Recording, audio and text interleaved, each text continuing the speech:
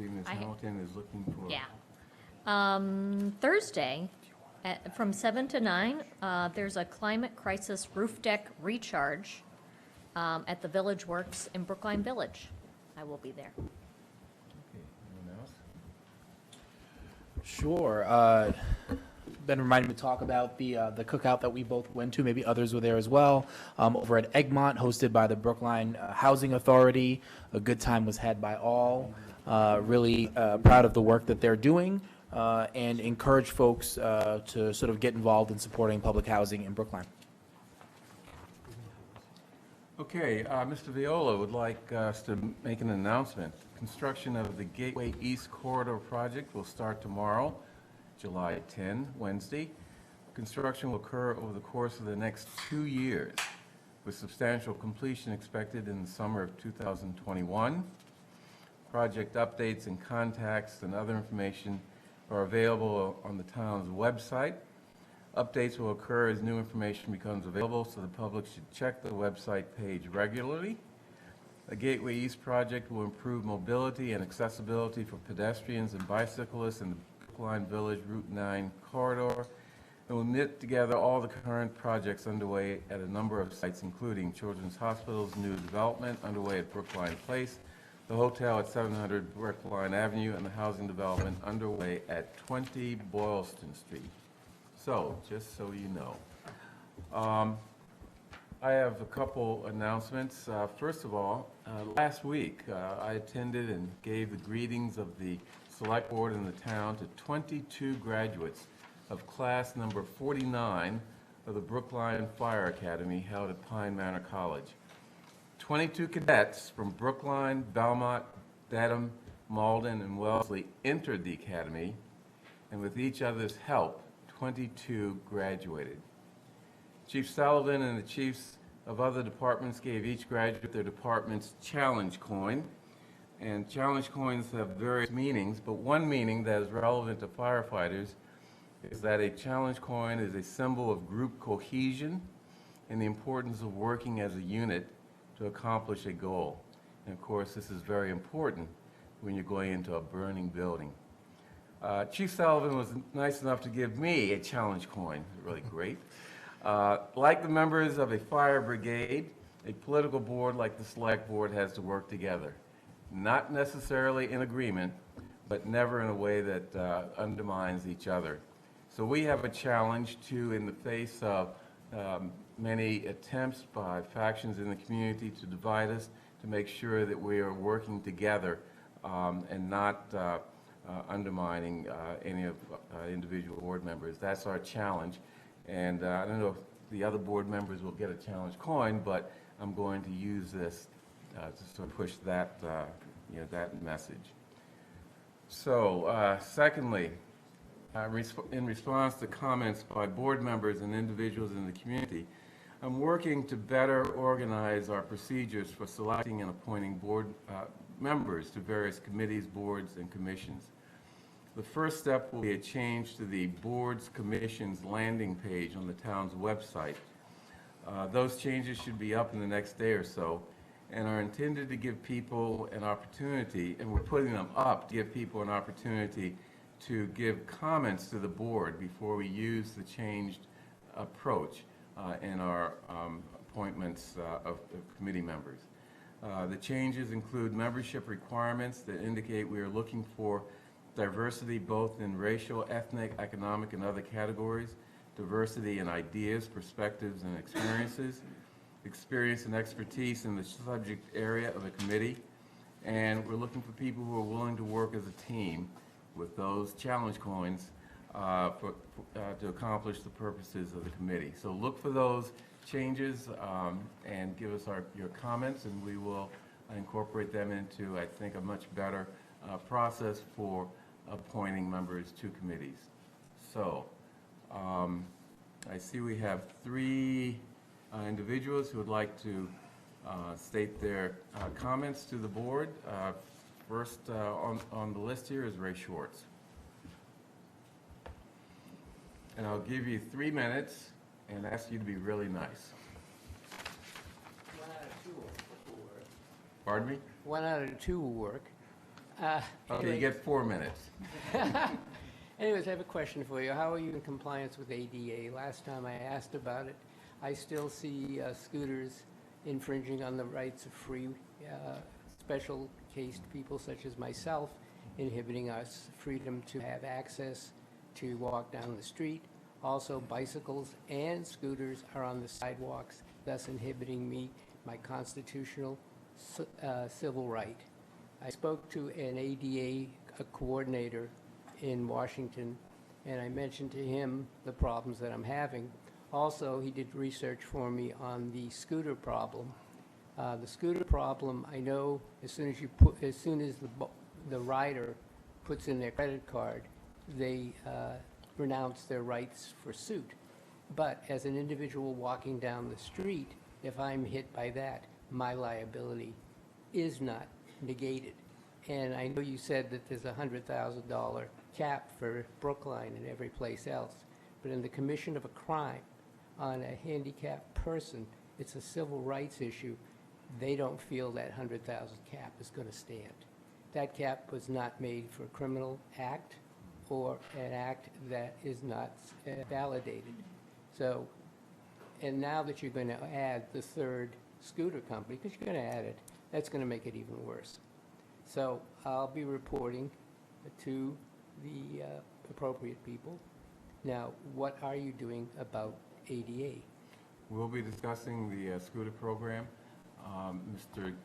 Corain, unfortunately, is not going to be available for a more generalized update, but we will be discussing the scooter program as well as the proposal to add one company to the pilot. at a Yeah, later but point in ADA the- also in the, includes meeting. bicycles, too. The bicycles are riding on public ways, and they're riding in Coolidge Corner, they're riding in St. Mary's. It's not just the scooters. And as I say, I have an ADA coordinator in DC now, and she's looking into all these things, especially the scooters, because the way the insurance riders run on the scooters, as soon as you put your credit card in as a rider, you're dead, because there's no insurance, and most insurance companies that you have yourself will not cover you. So you're going to wind up paying for yourself. And other than that, there's one other method that's, because I see scooters are good for short distances. There's one better way. It's called walking. I know that's not popular anymore. Anyways, you guys have a great summer. Thank you. Mr. Warren. Step forward and have your say. Good evening. My name is Paul Warren. I'm a resident of Carlton Street and a Precinct 1 town meeting member. I was an early supporter and promoter of the e-scooter pilot program. I still am a supporter of the e-scooter pilot program, matter of fact. I've met with representatives of both companies to understand their philosophies and their approach, and also promoting the various training and tryout sessions that they had within town. I support the vision of the program and the goals of reducing carbon, traffic, and increasing accessibility and equity to affordable transportation. I've received a lot of emails and phone calls from constituents. I've also attended the listening session that was held a couple of weeks ago in this very chamber. The pilot has highlighted some significant issues. Scooters are being used on sidewalks, as I think Ray, his name was, just mentioned. Scooters are blocking pedestrian and handicap ways. There are a number of underage operators, and there's clearly a lack of helmets. What was communicated loud and clear at the listening session is that the most vulnerable in our community, including the elderly, the disabled, and the parents for their young children, do not feel safe on our sidewalks and our public ways. As an example of this, just last week, coming out of daycare center on Cypress Street, where my son goes, I had to pull him back from a scooter zipping along Cypress Street on the sidewalk. Had I not pulled him back, he would have got hit.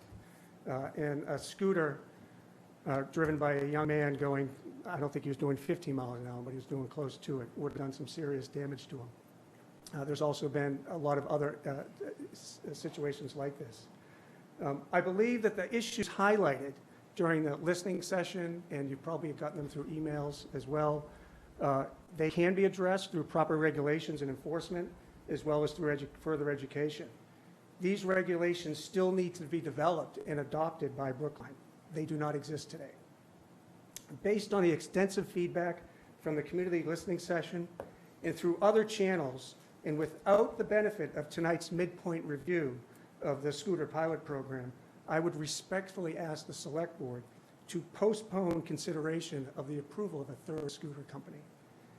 Approving a third scooter company would effectively be an expansion of the pilot program. And without the clear goals of regulation and enforcement and a clear vision for that in place, expanding the program would put pedestrians additionally at risk. Thank you very much. Thank you. Jesse Gray.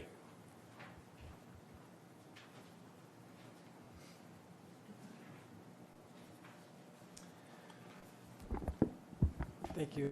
I'm going to have to leave, so I can't stay for the whole meeting, but I was hoping that I could speak for 30 seconds about 30 seconds maybe, yeah. about the climate item on the agenda. I just wanted to thank you and all the other supporters of Zoe Lynn.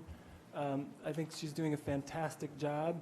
I think that it is incredibly significant what's on your agenda tonight, your opportunity to put your full support behind her efforts. And as someone who cares deeply about climate, I think that it's the right thing to do. So thank you very much. And I just wanted to add that I also love the scooter program. I love the experimentation of the scooter program. And I think the scooter program is fantastic. Thank you. Thank you. Okay, going into our miscellaneous calendar. Oh, Mr. Conquest. I didn't see the sign-up sheet out there. My video is at 6 o'clock. Okay, well, I apologize. This is, you ever hear that, the song, Summertime? You know, the Porgy and Bess? And the living is, you guys can take off your ties during the summer. Seriously, it would be, we'd have to put that on the agenda and then take a vote. okay, I'll. Otherwise, we get in trouble. Look stuffy up there during the summer, okay? Got my shorts on, take off your ties, all right. Arthur Conquest, town meeting member, precinct 6, 116 Tappan Street. I received a copy of the contractual agreement between the town of Brookline and Miss Natasha Tidwell at the law firm of Hogan Lovells. And one of the questions that I ask is why such a heavy emphasis on the Gerald Alston case and the Brookline Fire Department in Mrs. Tidwell's scope of services? Why not the Brookline Police Department and the cases of former police officers, Miss Gunn and Pilot? Why not the Public Works Department and the case of Dion Fincher? As I've iterated on a number of occasions, I attended 8 of the 10-day Gerald Alston versus Town of Brookline hearings that were held last summer at the Massachusetts Civil Service Commission. And I heard in person the testimony of members from the Brookline Fire Department, Town Council's office, and members from the Select Board. There's only one exception. Every member of the Brookline Fire Department who took the witness stand was complimentary, polite, warm, and very positive in their testimony about Gerald Alston and the racial incident that occurred over a decade ago. I can't say the same for members from the Select Board or the Town Council's office who took the witness stand, however. So why not speak with members from those departments as well? Let me make a second point that disturbs me about Mrs. Tidwell's contract with the town. Back in 2016, I received a phone call from Reginald Nunley, a black man, I think. I've never met this man in person. He told me he had been contracted by the town to investigate officers Prentice Pilot and Zaya Misgun's racial complaint, What bothered me was that Mr. Nunley tried to involve me in providing information about the 2 black police officers, which I had no knowledge about whatsoever. He, black man, was trying to get me, black man, to say something negative about 2 black men. As the Bolivian revolutionary warrior Che Guevara once said, divide and conquer remains today's yesterday, the basis of the imperialist strategy. Black woman, Mrs. Tidwell, versus black man, Gerald Alston. An accident? I don't think so. Also, I'm uncomfortable that Jody Newman, wife of Marty Rosenthal, is a partner of the law firm that is connected to the case. The apple never falls too far from its tree, especially given the role that Rosenthal has played over the last 2 decades involving racial matters in Brookline. How about if we hire Brooks Ames's father, former member of the Select Board, and have him be associated in any way with the investigation that mirrors the scope of services listed in Mrs. Tidwell's contract. Finally, I just, if I don't come here and say what I'm thinking, say what I believe, stand up for what I think is right, it just, I have problems sleeping at night. And I think that it's something that just needs to be said. Whether or not you agree with me or not, saying it will maybe make this community understand that there are other points of view. Thank you very much. Thank you. Any other comments? Okay, moving on to miscellaneous items. A question of approving minutes for June 11, June 18, May 1, May 6, May 8, May 15, and May 24. Any comments or edits to those? Those were executive committee minutes. Hearing none, move approval. Mr. Franco? Aye. Ms. Heller? Aye. Ms. Hamilton? Aye. Mr. Fernandez, I think you were on the select board for all but, well, actually. All but 1 and 6 for May. Right. So I'll abstain on May 1 and May 6, and then I'll vote aye on the remaining Okay. minutes. And chair votes aye on all. Question of approving and executing the following documents related to the construction of the new Brookline High School expansion located at 111 Cypress Street. License for entry, granting access onto MBTA property, easement agreement between MBTA and Town of Brookline, improvements agreement between MBTA and Town of Brookline. Late breaking news, we're not ready. Oh, I'm sorry. Late breaking news, we're not going to take that up. Okay, sorry.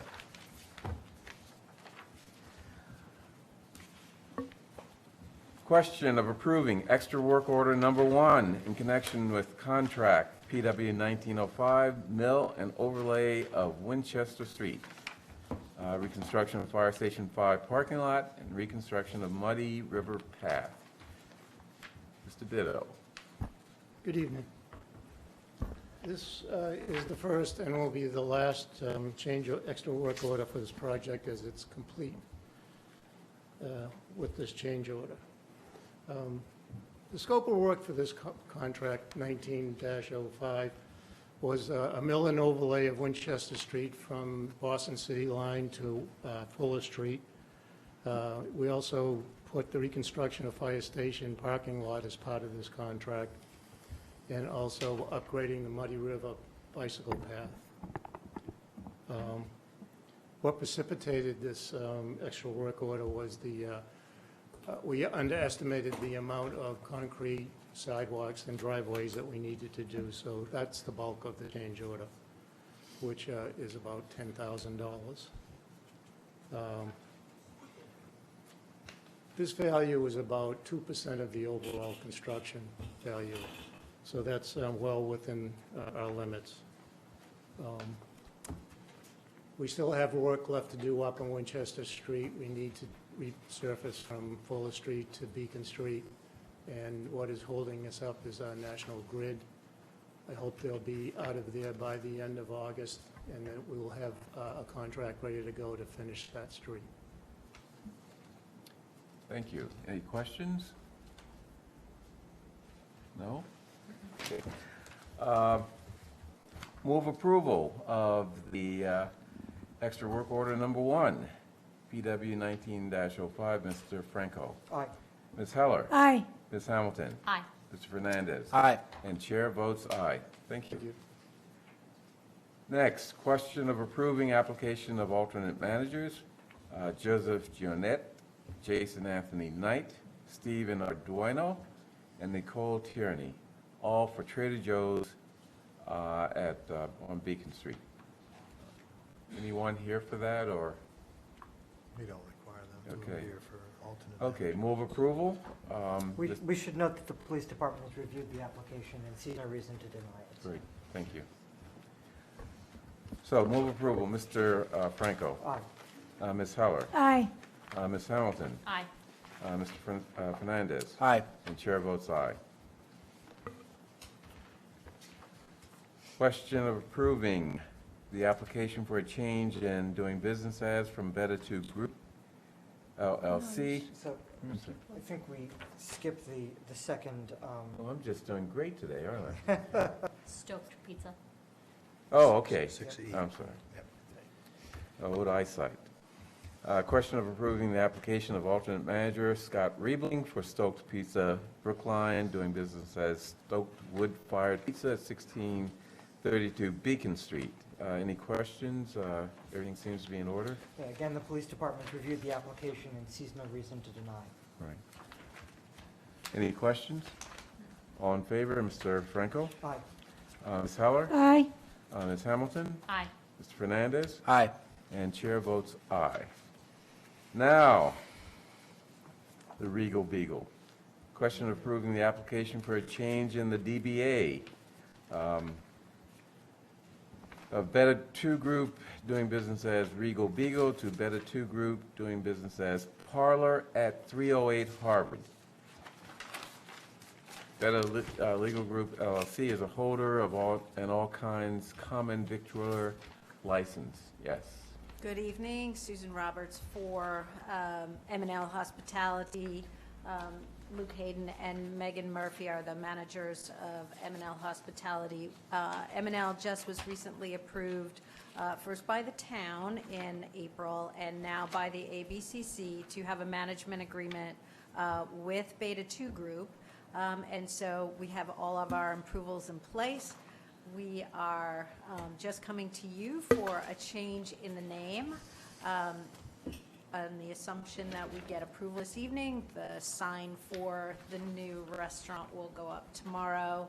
And we have a health inspection on Thursday with an opening and a ribbon cutting at 4 o'clock on Friday at 308 Harvard Street. And the restaurant will be named Parlor, and that's what we're here tonight to seek approval of the name change, because we've done everything else. Okay. Everything seems to be in order. Is that correct, Mr.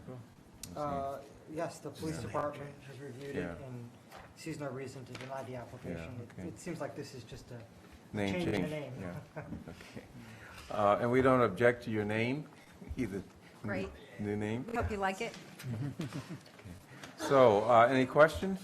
No, I'll just say that that big fan of the Regal Beagle, big fan of Megan and Luke, who have been there for a very long time, and I'm excited that you all are taking the helm of this new parlor space. And I won't be able to be there for the opening, but I hope to be there when I get back from a trip.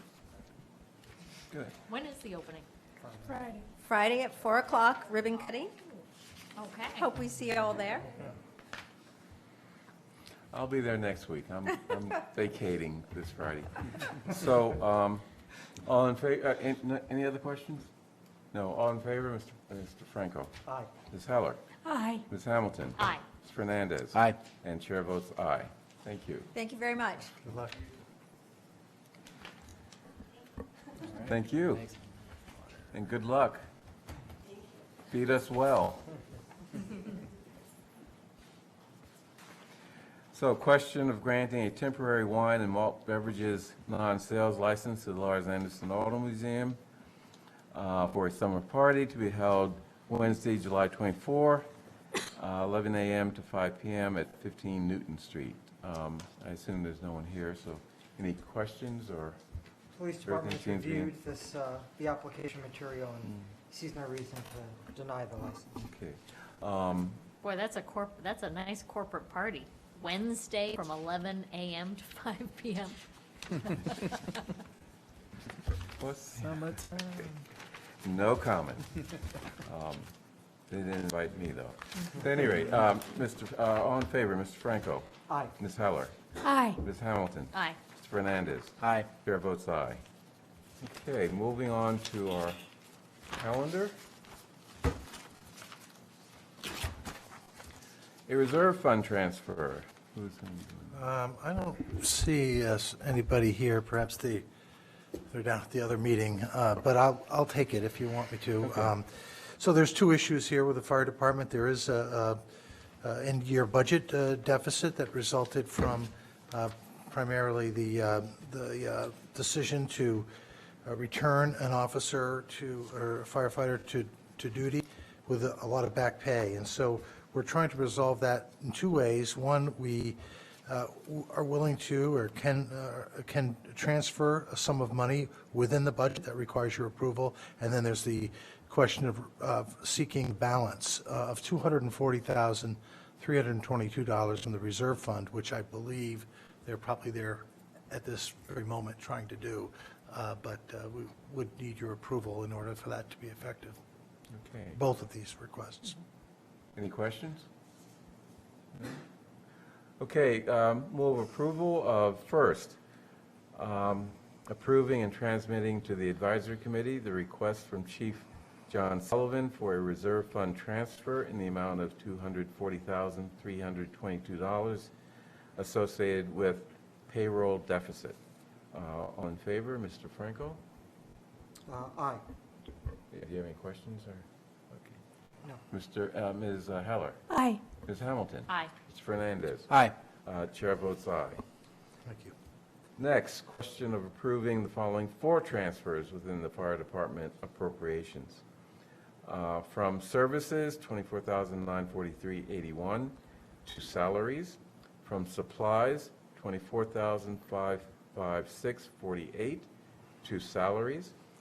From other charges, $6,680.49 to salaries.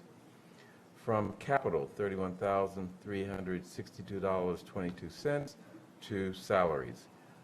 Any questions regarding those transfers? Just based on the memo, it looks like at least a portion of this, these internal transfers are the result of a high number of vacancies at the start of the fiscal year. And I think it bears sort of connecting two things that we've heard tonight. Yeah. This item to the 22 firefighters that were at the class earlier. So it seems to me that we're taking proactive steps to make sure that this doesn't happen again by bringing more firefighters online. So Very good. And of those 22, remember how many were Brookline firefighters? A significant number. Yeah, the And majority, very I believe, impressive, the majority of them, women yeah. and men. Okay. About 10, sure. Okay, move approval of those four transfers. Mr. Franco? aye. Ms. Heller? Aye. Ms. Hamilton? Aye. Mr. Fernandez? Aye. Chair votes aye. Personnel, Library Department. Question of filling the following vacancies within the Library Department. Librarian 3, Supervisor of Youth Services, Assistant Branch Manager, Librarian 2, and Reference Librarian 2, Special Collections. Good evening. Good morning. Good morning. Good Wow. evening. I've been here a while. Good evening. So yes, we are looking to fill 3 vacancies at the library. And they are, as you said, Supervisor of Youth Services, Reference Librarian 2, and then the Assistant Branch Supervisor 2 over at Coolidge Corner. The 2 last positions of those were, well, actually, all of these positions were vacated due to family changes. A couple members of our staff wanted to spend more time with their families and take part-time jobs. One person moved out of the area. So we will be posting these jobs on the Massachusetts Board of Library Commissioners website, as well as those of the American Library Association, the Black Caucus and Chinese American job boards, and the Simply Hired and other standard channels used by the town. And in addition, I hope you make extra special efforts to make sure that in addition to those sources, any other sources you have, private, personal connections, other organizations are used to make sure that our pool of applicants that we're considering is diverse. Absolutely. We're trying to cast a wider net for these. All three of them are professional positions, so we are hoping to do a nationwide search. We have a couple of library schools here in the area, don't we? Yeah, there's one, So, Simmons College, yeah. okay, any questions? Move approval of the authorization for filling vacancies within the library department. Ms. Heller. Aye. Ms. Hamilton. Aye. Mr. Fernandez. Aye. Chair votes aye. Thank you. And Mr. Franco was just returning, but I'm sure he would have voted aye too. Okay, economic development update. Who's this, Kara's doing this? Yes. Okay. Ms. Bruden? Meredith. Oh, Meredith? Meredith Mooney. Yeah. Can be you. Well, formally, she Yeah, works for us. formally. Hello, Meredith. Hello, good evening. Just gonna pull up the presentation.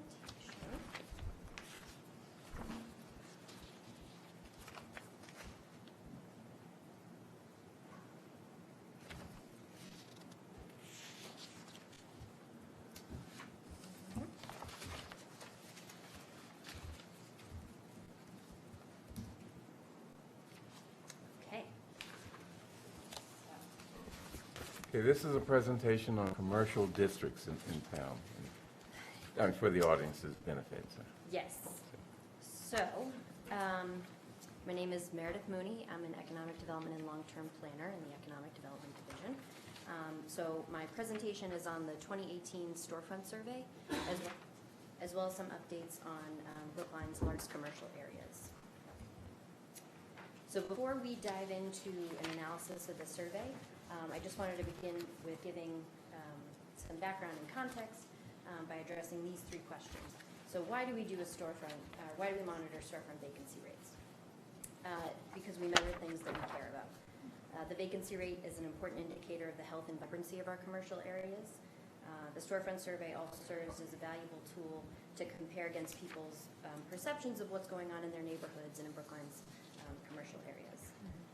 It's also a means of identifying any persistent vacancies or emerging trends that could pose long-term challenges or opportunities to our commercial areas.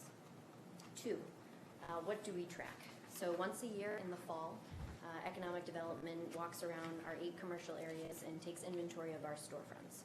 So in addition to making note of whether or not the storefront is occupied or vacant, we make note of any changes in the storefront occupant, and we also note the type of use. Is it retail, restaurant, service? And then we also note if the business is independently owned or if it's part of a regional or national chain. What do we do with this information? So we analyze the updated storefront data. Then we present our analysis to the Economic Development Advisory Board for their feedback and input. And then once we have an updated report, we'll share that information with the business community. So this includes property owners, as well as the business organizations in town, the Chamber, Coolidge Corner Merchants Association, as well as individual businesses. One of the reasons why this information is useful to them is that it can be helpful in for businesses negotiating their rental leases with property owners. We also share an updated list of all of the storefronts with the Chamber of Commerce, and they integrate this information into their Brookline Business Directory. Oh, sorry. I've been told to speak up. Actually, speak directly into the mic. Okay. Yeah. Very close. Okay. Okay, and we also typically present this update to the Select Board. That did not happen this fall. So we're here in July, but we'll be back again in October and November, hopefully, with the 2019 information. So to start with an overview, the overall townwide vacancy rate was 9.6%. It increased from 2017, which was 7.9%. But this increase is on par with both the regional vacancy rate of 9.5% as well as the trend of the increase, both at the regional level and at the submarket. So the townwide increase was driven by an unusual increase in vacancy rates in two commercial areas, Coolidge Corner and Comm Ave. So we're going to explore some of the factors at play in those commercial areas, as well as in Brookline Village and Washington Square. So we're going to start largest and work down the list. So we're starting with Coolidge Corner, which is Brookline's largest commercial area with 222 storefronts. As of October 2018, the Coolidge Corner vacancy rate was 11.7%, which accounts for a 1.4 percentage point increase from 2017. We did an update or a mid-year checkup for Coolidge Corner to check on the vacancy rate, and it had decreased and is now at about 9%. And so the graph here, we have fall 2017, 2018, and then the spring checkup compared against the 10-year average vacancy rate for Coolidge Corner, as well as the regional and townwide average. So a couple of contributing factors. Something to understand about our methodology is that we're very conservative. So as we're conducting the storefront survey, if we pass by a storefront that appears vacant, we'll mark it as vacant. So an example would be in this 2018 report, the former Lady Grace site on Beacon Street, which is now Chase Bank, that was counted as vacant, even though it was well known that Chase would be moving into that space. They'd started the build out in the permitting process, but if you walked by, it would appear vacant, so it was marked as vacant. So once you drill down into the 26 vacancies included in this report from 2018, about half of them were already in the permitting process. Another small handful were storefronts on sites that are going to be residential developments. So thinking about the checkup as of April, if we were to call in the Economic Development Division from a business that was interested in locating in Brookline and said, do you know of any available storefronts? You know, working with our most current data, we'd only be able to point them towards about 5 available storefronts. So 5% of Coolidge Corner, significantly smaller rate, but it's the backstory there. Another thing, though, in Coolidge Corner that we see as an emerging factor, and we've been comparing notes with the assessor's office about this, that land value is increasing due to regional development pressures. So more businesses are starting to see the tax portion of their rent bill increase because of the pressure that land value is putting on property taxes. So we could anticipate that this pressure might cause rents in Coolidge Corner to either flatline or decrease slightly. We'll have to monitor it and see what happens. But this is a new factor that we're starting to see, especially in Coolidge Corner. So just some fun information, Coolidge Corner trends and updates. In terms of storefronts, trends that we've seen in the past year, eyelash extension studios. We have a few of those in Coolidge Corner now. There have also been a lot of Asian restaurants, and there's a cluster of pizza restaurants. Lots of pizza options in Coolidge Corner. Updates in this commercial area, a group of Coolidge Corner merchants are currently exploring forming a business improvement district. So a business improvement district, or a BID, is a district management tool that's funded by property owners. It's a self-assessment from the property owners, and that fund is then managed by a group that represents the property owners, if that makes sense. So Coolidge Corner, the CCMA stands for Coolidge Corner Merchants Association. They have a cafe tables program, which is in its 4th or 5th year. This was a collaboration with the town to help them facilitate having more cafe tables in front of storefronts, even if it's not a restaurant. And the idea is that they're trying to promote more of a cafe culture, activate the streetscape in Coolidge Corner, and every year we've seen greater participation from Coolidge Corner community, which is great. Another thing to note, members of the Economic Development Advisory Board are increasing their outreach efforts to brokers and property owners in Coolidge Corner.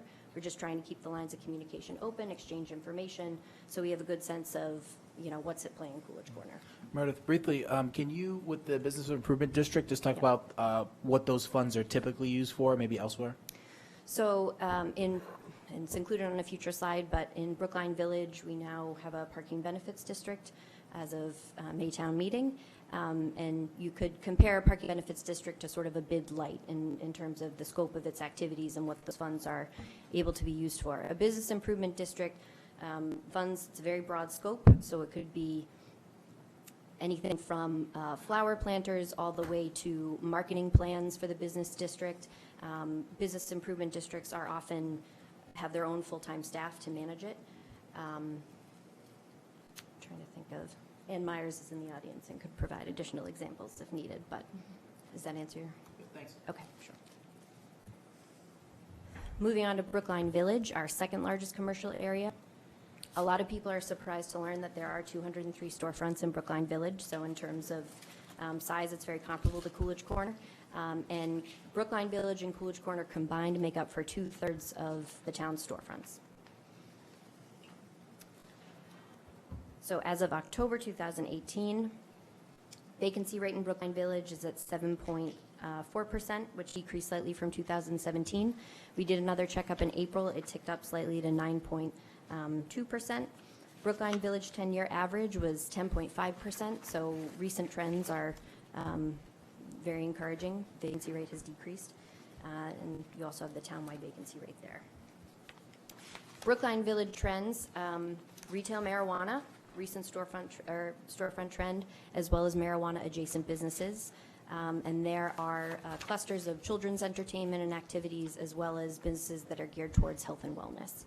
Developments in Brookline Village, there, as of last month, there's now a Brookline Village Business Association. And so we're looking forward to working with them to the extent that we work with the Chamber and the Coolidge Corner Merchants Association now. And as we mentioned, there's now a parking benefits district for Brookline Village, or there will be a parking benefits district for Brookline Village. Washington Square, third largest commercial area, so we dropped from 203 storefronts down to 68. 2018 vacancy rate, 7.5, increased slightly, and Washington Square has a very high percentage of restaurants. And then by comparison, Brookline Village has a high concentration of service-oriented businesses, and Coolidge Corner has a higher concentration of retail. Which is an interesting fact. Commonwealth Avenue. So the increase in the 2018 vacancy rate, I'm sure the spike in vacancies on ComHave contributed to that. The current vacancy rate is 21.7%, which is a pretty dramatic, almost 17 percentage point increase in the vacancy rate. But if, we did a little investigating and contributing factors, ongoing renovations of several storefronts owned by Boston University. BU owns a lot of property with commercial storefronts, and I think they're currently shuffling departments and updating, renovating the spaces. So that doesn't appear to be a long-term factor for vacancies on ComAve. And then another factor is a residential development project above 3 existing retail storefronts at 1026 and 1028 ComAve. So in consideration of those factors, we do not anticipate that high vacancy rate on ComAve is going to be a long-term concern. So just to take a step back and talk more generally about pressures and issues facing the small business community. And the left side are more sort of general employer issues. And on the left side are issues that are more specific to Brookline commercial areas. So, and this is based on feedback that we've received from businesses in Brookline. Labor costs are very high. So the rising minimum wage, it's currently at $12 an hour. It's going to increase to $15 as of 2023, increasing annually. Cost of healthcare, very expensive, paid time off. Changing retail industry and environment is very challenging. Everyone here is involved in online shopping, so e-sales has presented a real challenge to retailers' business models, and so we see the need for innovation and adaptation. And then another thing which I thought was interesting is, especially given the high labor costs, and so especially if you are a service-oriented business or a restaurant that relies on high-quality service, managing your business image on social media and consumer review websites is taking up a lot of people's time and bandwidth. So if you can imagine, it's hard to employ the number of people that would be optimal to run your establishment the way you'd like. You can be penalized for, if you're falling short in terms of service on social media and Yelp. More Brookline-specific feedback. As I mentioned with Coolidge Corner, we've seen an increase in the property tax portion of commercial rents. There's a scarcity of parking for both employees and customers. And for restaurants, the potential revenue per square foot is limited in some cases by zoning's parking requirements. Other townwide trends, retail is in decline. The graph shows retail has gone from just above 22% to about a little over 18% townwide. However, the percentage of independent businesses remains stable at around 68%, which is, I think, is an impressive number. And also the number of national chains in Brookline has decreased slightly over the past 10 years. In terms of new tools and initiatives that economic development and long-term planning is working on to support the small business community, we recently subscribed to Local Intel, which provides economic data. We get a lot of inquiries from businesses who are trying to complete their business plans, and so Local Intel has a lot of the resources and information that they'll need. We're also exploring restarting a microenterprise initiative with CDBG. This was something that we had offered previously through with Recovery Act funding, and so now we're trying to create a new microenterprise initiative. And the third thing, there's a new program at the state level, the Massachusetts Vacant Storefront Program, which a municipality can apply to have a certain district designated as a vacant storefront district, and then there is a refundable tax credit incentive for businesses that move into vacant storefronts that have been vacant for more than a year and meet a handful of other criteria. So we just made our presentation to the Economic Assistance Coordinating Council a few weeks ago, and they're going to be making their decision in September. So stay tuned. Hopefully we'll have some good news in September. And finally, key takeaways. Overall, our commercial areas are healthy and vacancy rates and trends are on par with the region. Development pressures on land value are starting to impact retail tax bills. This is especially evident in Coolidge Corner at this point. And the changing retail landscape will require innovative business models as well as responsive local government. So I'd be happy to take any questions, revisit any slides. Is that it? That's it. Thank you. Sorry, I was No worries. consulting on matters of not insubstantial importance. Yes, I Ms. have a Heller. question.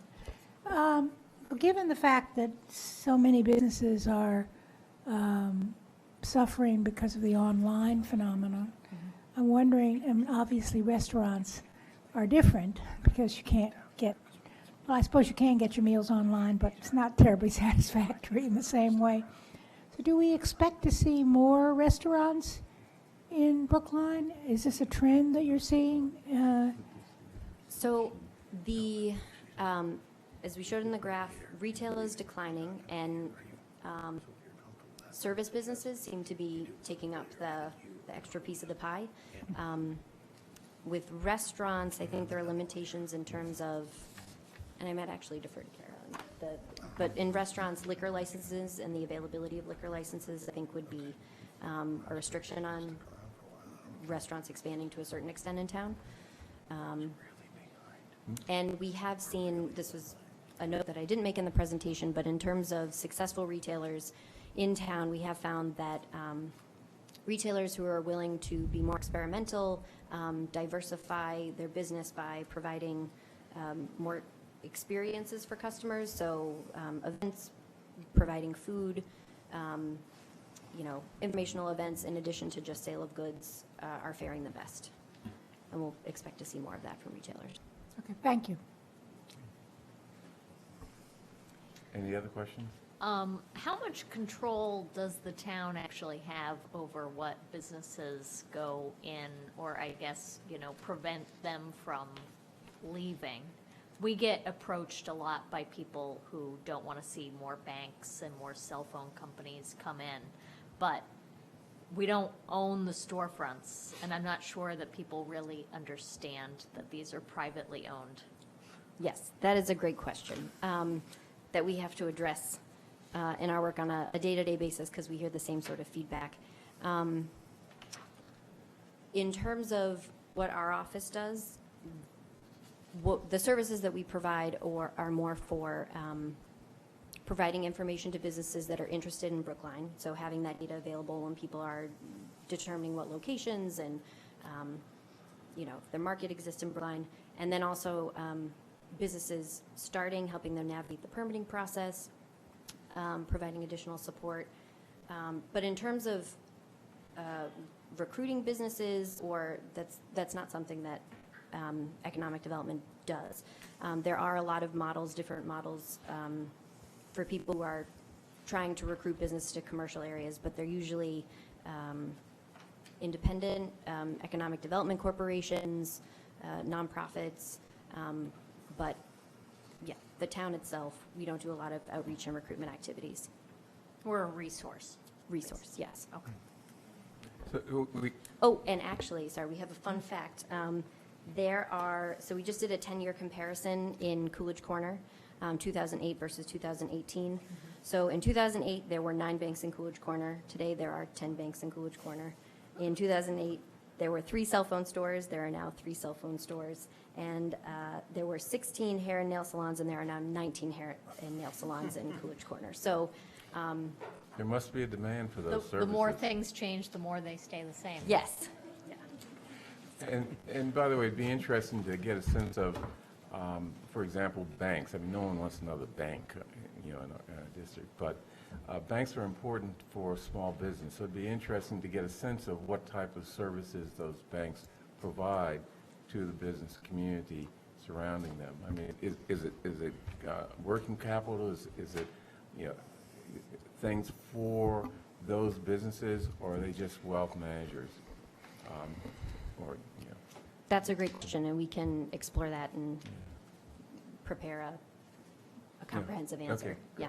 Ms. Fernandez. Sure. Just briefly, if you can talk about the length of the vacancies. I'm just curious to know about sort of the average length of vacancy for a storefront, and also what's the range, what's the high end, and then what's the low end of how short these vacancies last versus how long they might last. So I can reference Brookline Village and Coolidge Corner. In Coolidge Corner, I think we have 3 long-term vacancies. This is excluding the properties on Pleasant Street that are part of Waldo Durgan. And the longest vacancy in Coolidge Corner has been for 8 or 9 years. And then after that, it drops off to 2 or 3 years. 3 of those in Coolidge Corner. There are more longer-term vacancies in Brookline Village that have been vacant for a shorter amount of time, more like 2 or 3 years. And we've seen there are a handful of those in the Brook House, which I think is caters to a very specific type of business. Okay. And regarding the and there are about 14 in Brookline Village for. Okay. Just regarding the, you mentioned the Commonwealth has this vacant storefront district. Where's the cutoff for that? Where do they start saying, okay, reach out to us if you've got vacancies that have been ongoing for this long? You're saying, do you have to have X number of vacancies in order to qualify for the? Well, I guess you mentioned that we were submitting an application, Yes. right? How long have those storefronts been vacant, the ones we were submitting for? On average, 2 to 3 years. 2 to 3 years, okay. Thanks. Okay, Mr. Franco? So I know we're behind schedule, so I'll be quick. I want to make a comment. You had highlighted on your sort of pressure slide that maybe lack of availability of liquor licenses, or the availability of liquor licenses sort of a drag on the restaurant industry in particular. It's my understanding that we have available liquor licenses. They're sort of geographically restricted, but I want to take this opportunity to plug the fact that we're open for restaurant business. We can give you a liquor license. The bar is open. The bar is open, so. Okay, thank you. Just want to mention that the memo that you put together is very informative, and will answer a lot of questions that people have, additional questions. So thank you, Meredith. Fantastic, thank you. Okay, moving on. I'd like to do the next two items quickly. Kara?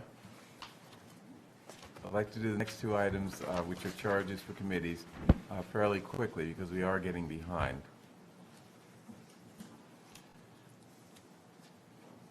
So give me a quick update or a Okay. quick summary of the two charges. All right, so the Boylston Street Corridor Study, first of all, my name is Kara Bruton, Economic Development. One charge in front of you is the Boylston Street Corridor Study Committee charge. This is a two-page draft charge in front of you. It builds on the work that Trevor Johnson did, a former employee here with two neighborhood associations in the part of Route 9 that's between, say, Brington Road and Gateway East. And the charge builds on their conclusions, which was to have a walkable, nice pedestrian streetscape, even though it is Route 9. That's what the neighborhood wants to see. And some of the town policy objectives that you'll see in the bullet points in the committee charge are include conversations that I've had with you, Bernard, as well as Raul and others about kind of town-wide goals, such as increasing daytime population, presence along the corridor, strategy to incentivizing business ownership by minority groups that are underrepresented in Brookline, et cetera. So we've, and also housing, especially targeting households between 100 and 120% area median income. That last bit about the housing was also something that was highlighted by the local neighborhoods of wanting to see a mix of housing as time moves forward along the Route 9 stretch, not just all high-end new condo construction, which is what will continue to happen if we do nothing, but other types of housing as well. Right. And that other types of housing, meaning middle-income housing, is a big part of the current housing stock in that area now. So I've asked Raul to chair that committee. Among other reasons, he has an emphasis on issues of diversity. And I want to make sure that while we deal with the Route 9 corridor, we don't forget about the Public Housing Authority buildings adjacent to that, and we take into consideration some of the needs and some of the concerns of that community. As well as, in my view, it's just my view, the importance of, to the extent possible, maintaining that middle-income housing supply. We can't be a community, if we're going to be a viable community, that's all low-income and very high-income. If you don't have that middle, it's just not going to be sustainable. So, and this is a study committee. We don't have a developer we're working with, but looking to see what the options are, what the opportunities are, and try to come up with some ideas that are really going to work long term. So. Yeah, and I think we have some very good energy from the neighborhood itself that's looking to wrap this work up. They're excited about some of the conclusions they've come to and want to see kind of next steps and what can actually happen in implement mode.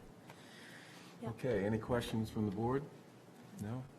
Move approval of the Boylston Street Corridor Study Committee. Mr. Franco? Aye. Ms. Heller? Aye. Ms. Hamilton? Aye. Ms. Fernandez? Aye. Chair votes aye. Next committee? So the next Bruton? committee is the Small Business Development Committee. This did not originate with our office. I recall this coming from Raul and other select board members that were interested in supporting our small businesses. The idea of this committee is it would study and recommend methods to incubate, launch, recruit, and sustain small businesses in Brookline with special attention paid to minority and women-owned businesses.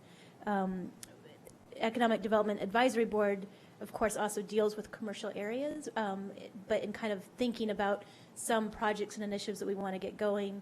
Of course, there's going to be overlap, but what we might see in the Small Business Development Committee is people that are like EDAB folks that deal with more property owners, but also making sure that we have representation and maybe more of a focus from the business side, the tenant side of those real estate properties, and also the arts group. That was something that Raul has talked a lot about, making sure that we have that cross-pollination with our arts commission or other arts groups in towns, because the streetscape, like you saw with the public cafes and tables, that streetscape is where you can have fun, temporary things, and that's where the arts world really helps our small businesses. And hopefully the spillover effect of a vibrant corridor will have benefits to our public housing authority buildings and other residents in the area. And I'll just add There that, it is. yeah, thank you. I'll just add to what the chair mentioned earlier, this is all about thriving communities, and that part of a thriving communities in this ecosystem are our businesses, and making sure that those of us who live, especially close to these commercial districts that we saw some presentations on, are able to walk and live in safe, thriving, beautiful, economically vibrant communities. And I'm really mostly excited about the fact that we're bringing together, if you look at the charge for this, people from so many different walks of life in Brookline, folks that own properties, folks that are business owners, as well as residents, people who live in neighborhoods, the chamber, and folks that are again interested in public art programming, things like that, to actually be a solutions-focused kind of committee that really takes a look at what the headwinds are facing small businesses and how it can actually improve not just the condition of those businesses, but of our communities. So I'm really excited about this. Yeah. I'm sorry. No, go ahead. The only question I have is, the last sentence here says, the committee will be staffed by an economic development and long-term planning, by the Economic Development and Long-Term Planning Division. I'm a little concerned about all the committees that we have around town and the burden on staff of staffing those committees, helping them out, et cetera. I mean, you may notice on our website, I've archived a large number of old committees that were sitting around just taking up space. So is that going to be an issue for you? Or, I know I'm putting you on the spot, I know. You are putting me on the this spot, but is it's okay. No, important I concern. did make sure that Allison was also okay with this as our department head. We also track the number of committees that just our department staffs, which I think is 17. So the planning department staff 17 committees. And I hear you. Believe me, I hear you. In this case, this is work that, for example, Meredith would be doing anyways, and having the convening of these groups, as Raul says, getting things done, I think will be more helpful than administrative for staff. Any other, Mr. Franco? My only question is timeline. I don't see anything about when the expected deliverable is, and this is a complex undertaking, so I don't necessarily want to set the expectation that it's going to be done in 6 months, but just for my own sort of sense of the flow of things, and so we can give the public, who is obviously clamoring for this type of work to be done, an expectation about pace. What's your initial thinking about a deliverable and when that would be available? We talked earlier about when we can actually get this committee sort of staffed up and ready to go, and you can expect, folks out here and at home can expect that we're going to be, as Select Board Member Franco sort of showed an excellent example with your committee of the very next day actually getting the word out about that and starting to recruit new members. I'd love to be able to do something very similar and get the call out there immediately and start actually having applications come in. I think in the fall, early fall, we can start to have this committee meet. And then really is, I think, for me, about getting all stakeholders down at the table and then building a timeline together for that. So I don't want to establish a timeline right now without having the folks in the room sit down and work together on that. So, but I will make a note to report back on that for sure. Okay, any other questions? Let me just close the loop. There's quality is really important, but we can't let the perfect be the enemy of the good, and we've got to move forward. And just because there's a deliverable doesn't mean conversation ends. You sort of have to do something and then leapfrog on that and continue to iterate and improve. So you get it. I'm just speaking out loud, and it helps me remember. Good. Okay, move approval of, did we vote on the Boylston Committee? Yes. Okay, I'm sorry. Let's see. Move approval of the charge for the Small Business Committee. Mr. Franco. Aye. Ms. Heller. Aye. Ms. Hamilton. Aye. Mr. Fernandez. Aye. Chair votes aye. Thank you. Thanks. Next, Zoe Lynn, and giving us a sustainability update.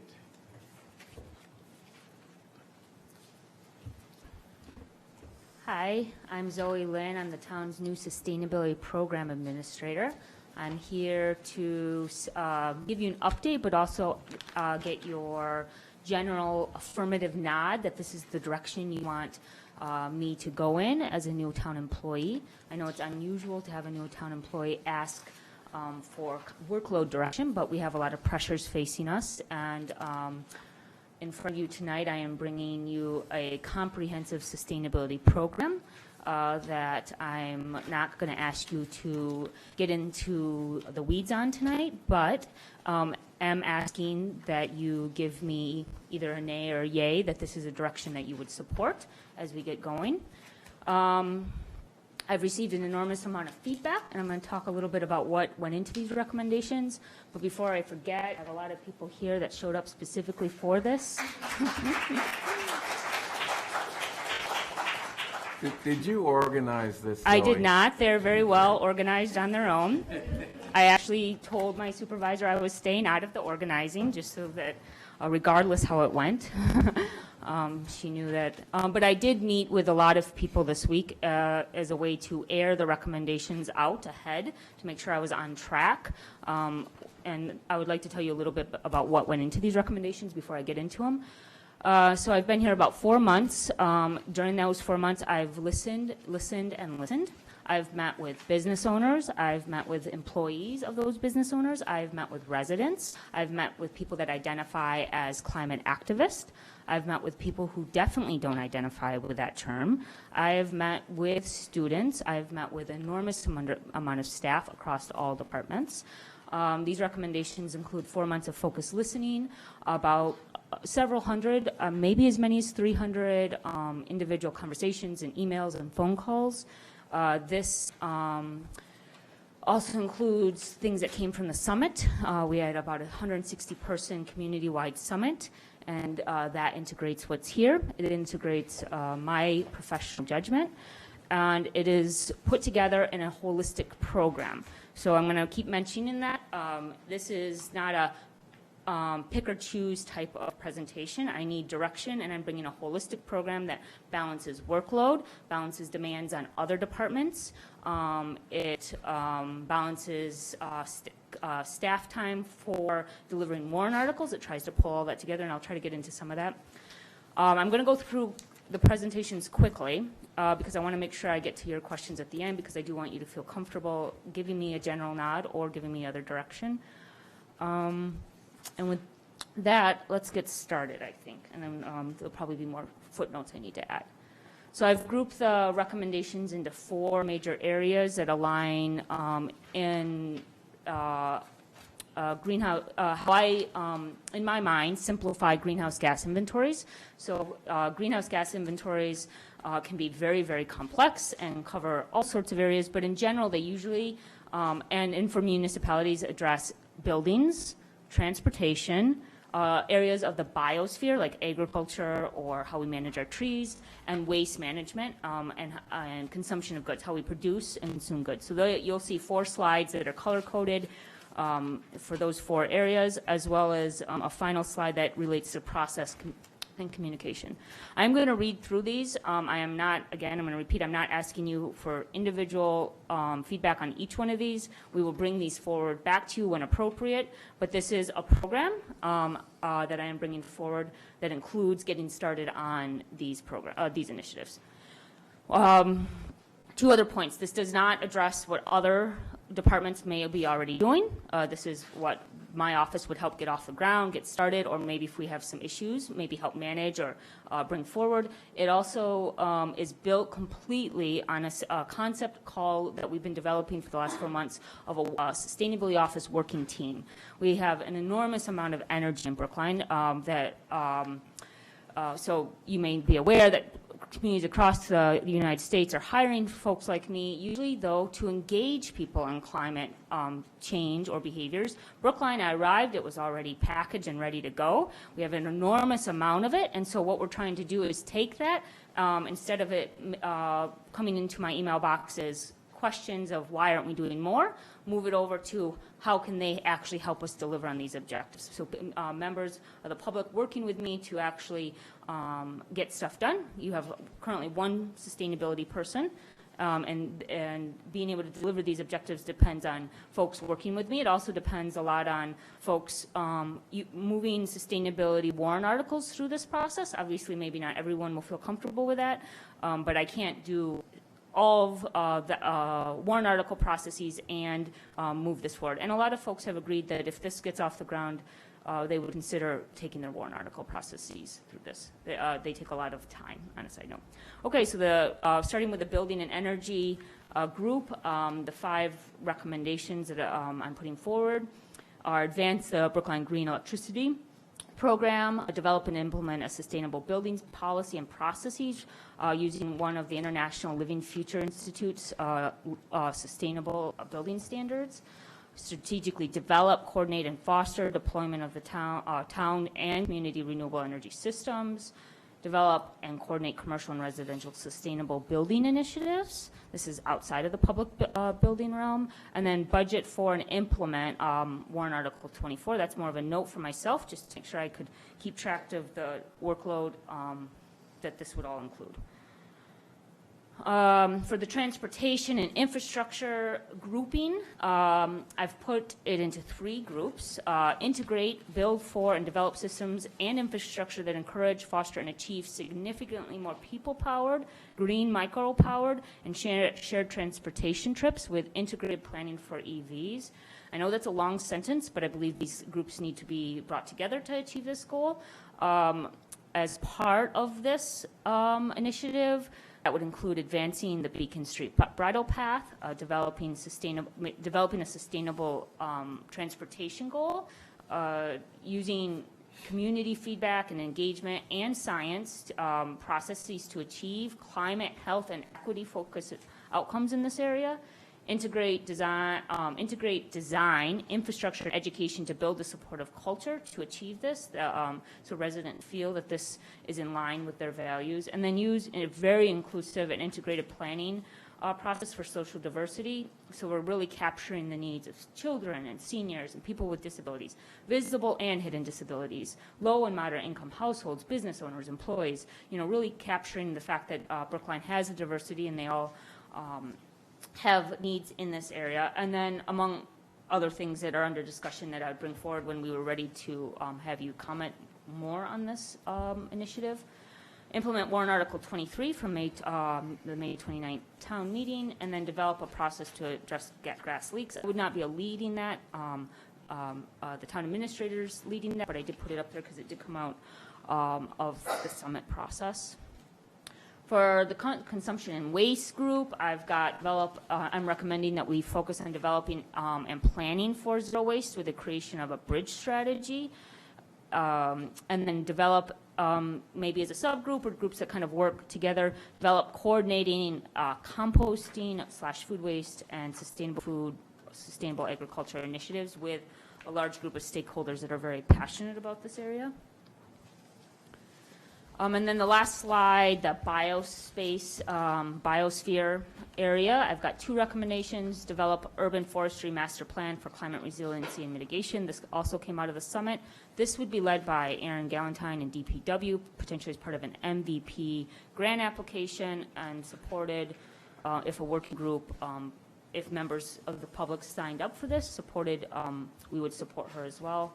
And then we have a large number of sustainability-related initiatives and master plans. My recommendation is we get those into our feasibility consulting and CIP processes. So ahead of, right now we get those going and then we go back and try to squeeze them in. It's really better if we can get them into the feasibility part. So we're getting the best engineers or firms helping us achieve our own goals as outlined in many of these plans.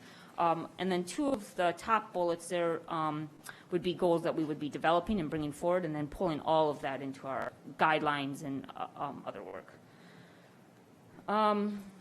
For operations, processes, and communications, this is a large group related to how we function.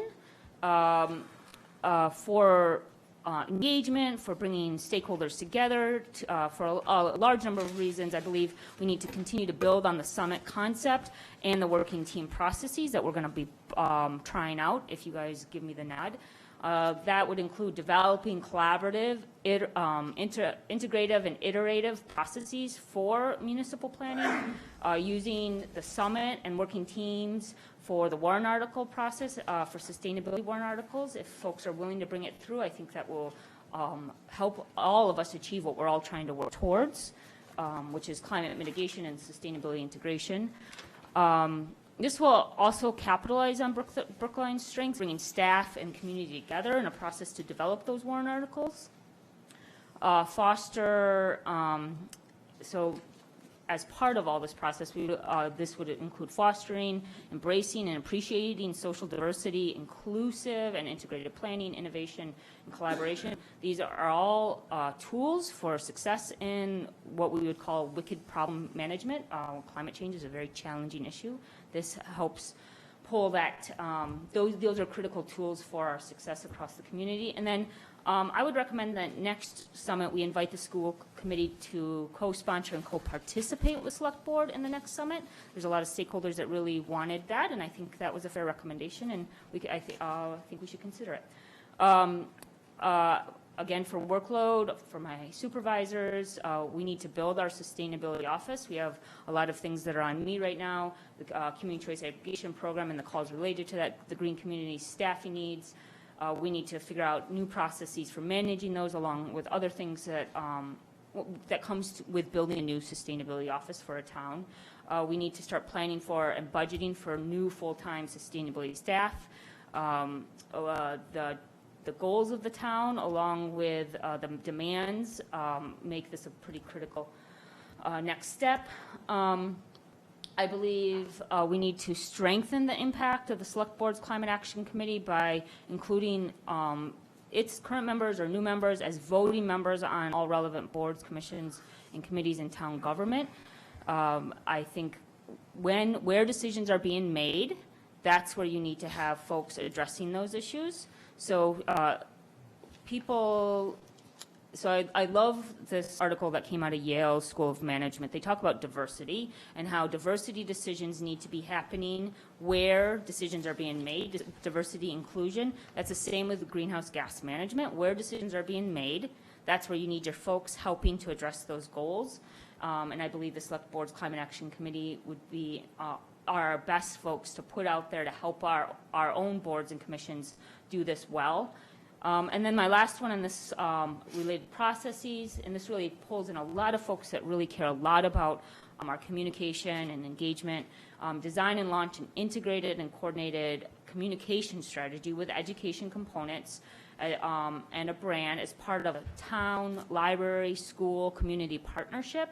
This would leverage the Brookline Senior Center, our libraries, our adult and community education, our recreation department, engage teachers and students, green teams, our Safe Route to School task force to help advance these recommendations I'm bringing forward to help shape the culture we need to accomplish these goals. This group would really foster student involvement by giving students a working team, and a place to apply their learning and their skills. It also gives them a sense of empowerment. You may be aware that for some generations, the depressing fact about climate change is really weighs on the younger generation. This gives them a sense of place where they can apply their skills and be empowered rather than discouraged. It gives them a space where they learn to do this in a positive way. And then I've had a lot of folks, and I reach out and make sure that I understand we need to be deliberately addressing diversity and inclusion outreach, not just the folks that show up at our 6 p.m. meetings, but getting to people that can't show up, and that's also included there. I'm sure I've missed some key points. I know that was fast, I would like to take your questions, and then we'll come back to whether or not you're willing to give me an affirmative nod to move this program forward as a whole. So questions first, though, if you Okay, have any. Let me just start by saying, you know, I appreciate the approach you're taking. It's level-headed. It addresses issues that, yes, weigh on, you know, younger generations, just like the bomb weighed on my generation. Yeah. You know, I appreciate the fact, though, that you're approaching it in a level-headed, systematic way, not, you know, reactive way. And we're being asked to approve your general approach. I just want to be clear. Not any specific initiatives. For example, we're not approving expanding your office. I mean, that's going to have to go through a separate process. Yep. And But you'll you are come- generally approving that you understand that I'm going to start working towards that. Right, And it right. will be brought back to you. Right, through a and separate process, and we'll through vote the normal you know, on process. Yep. specific items. Yep. Yeah. That is correct. You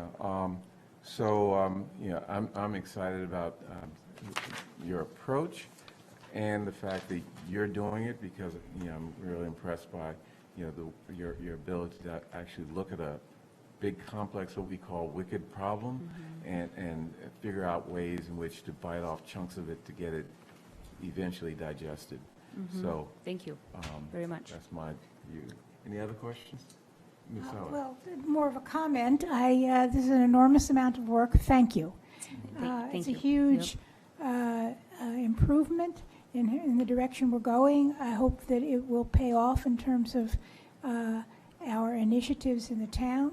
I do want to take this opportunity, since I have all these fantastic climate activists out there, to talk for a minute about community aggregation. I've been working with Diane Sokol from Mothers and others from Mothers Out Front, try to boost our effort in getting opt-ups in our campaign to beat Newton in opting up to 100%. We took our first step last week when we got included into our tax bills. I don't know how many of you threw this away. Don't confess it to me if you did. This is a little flyer about how easy it is to opt up to 100%. So we're also moving ahead on a plan to canvass the town, house by house, person by person, give everyone a version of this, as well as have lawn signs which encourage people to opt up to 100%. So I just want to let you know that that's happening. It's going a little slower than I would have liked. It's the summer, and people have got, you know, the summer highs, or I can't say that the summer blues, but the summer highs of vacation, et cetera. But we'll get it done.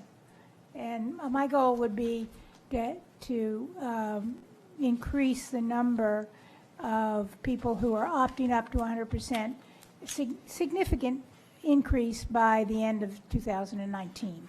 So we'll see how we do. And I hope all you people who are clapping will be part of our canvassing teams. So I take this opportunity to welcome you. Contact me or contact Diane, and we'll get you plugged in. Okay, Mr. Fernandez? And I'll be brief. Just 2 points. One, in transportation, really, I think thinking about, and, you know, I was involved in the sort of unfair hikes activism that took place just this past week, along with who was here earlier, State Rep Tommy Vitolo, and really us advocating. Still here. Still here? Where do you go? Oh, there you go. Hey, buddy. So yeah, shout you out even when I don't know you're here. But really advocating for a safe, reliable, and affordable public transportation system that runs through Brookline for people in Brookline and those passing through as well, I think will be an important part of this. The other thing that I noticed was around sort of this notion of inclusion in these working teams, which I love. Really thinking about young people, particularly our Brookline High School students, and I don't mean in just a way that this can be a fun or enriching activity for them, but that they have a lot to contribute. That in many ways, and thinking about, for instance, composting, they've been leading the way. And so involving those kids at the youngest ages, but especially those Brookline High School students who have been doing the exact kind of advocacy and activism that you're talking about here and pushing these ideas forward. So I know you know this, but I'm saying it out loud so we can make sure that we include them as part of everything that we do. There's several waiting for a response from me. They want to get going on the working teams, and after tonight, I'll be able to tell them whether or not they can join. And so they do reach out to my office saying, you know, I've got time this summer, and that was part of the way we designed this, is to make sure we were giving them a space where they could meaningfully be involved, because they wanted to be involved. Yeah, yeah, great. Mr. Franco. So let me make one up, Raul, and do 3 points. But first, I want to draft off of what my colleagues have said before. I think this is great. It's the focus on holistic focus, I think, is really to be applauded. So thank you for that. My 3 points. First, some of these bullet points, I don't understand what it actually means. Yeah, that and seems reasonable. There's a lot going on. I think that's something to bear in mind, but I think the lesson that we should all draw from that is there are people like me out there who are champions in concept for what you're pushing, but don't understand what the specific ask is. So as we come back and have discussions about each of these items, don't forget about people like me that need an education about what we're being asked to do, how we're going to do it, and bring us along with you. Second point, I'm going to, again, draft off of Bernard and say I reserve my right to nitpick the details in the future. And third point, there's some stuff in here that I think is ongoing in other town departments or by other staff members. So let's make sure we're coordinating. I think we're at our best when we are working together as a unified team within the town, and it would be a shame if we've got 2 parallel processes going on in 2 different departments with 2 different groups of people, and we're not maximizing our resources. And I'll round out the compliment sandwich by saying I really appreciate that this goes beyond low-hanging fruit here. We're talking about more than just composting or community choice aggregation. There's some really substantive things here, and again, that's to be applauded. So thank Great. you. Yeah, I'd like to comment just quickly on those. This program that I've brought forward, this holistic program, is built on the science of capacity building, bringing people along as we go. It's iterative. It's meant to be in small chunks so that the jargon can be learned as we all take these steps together.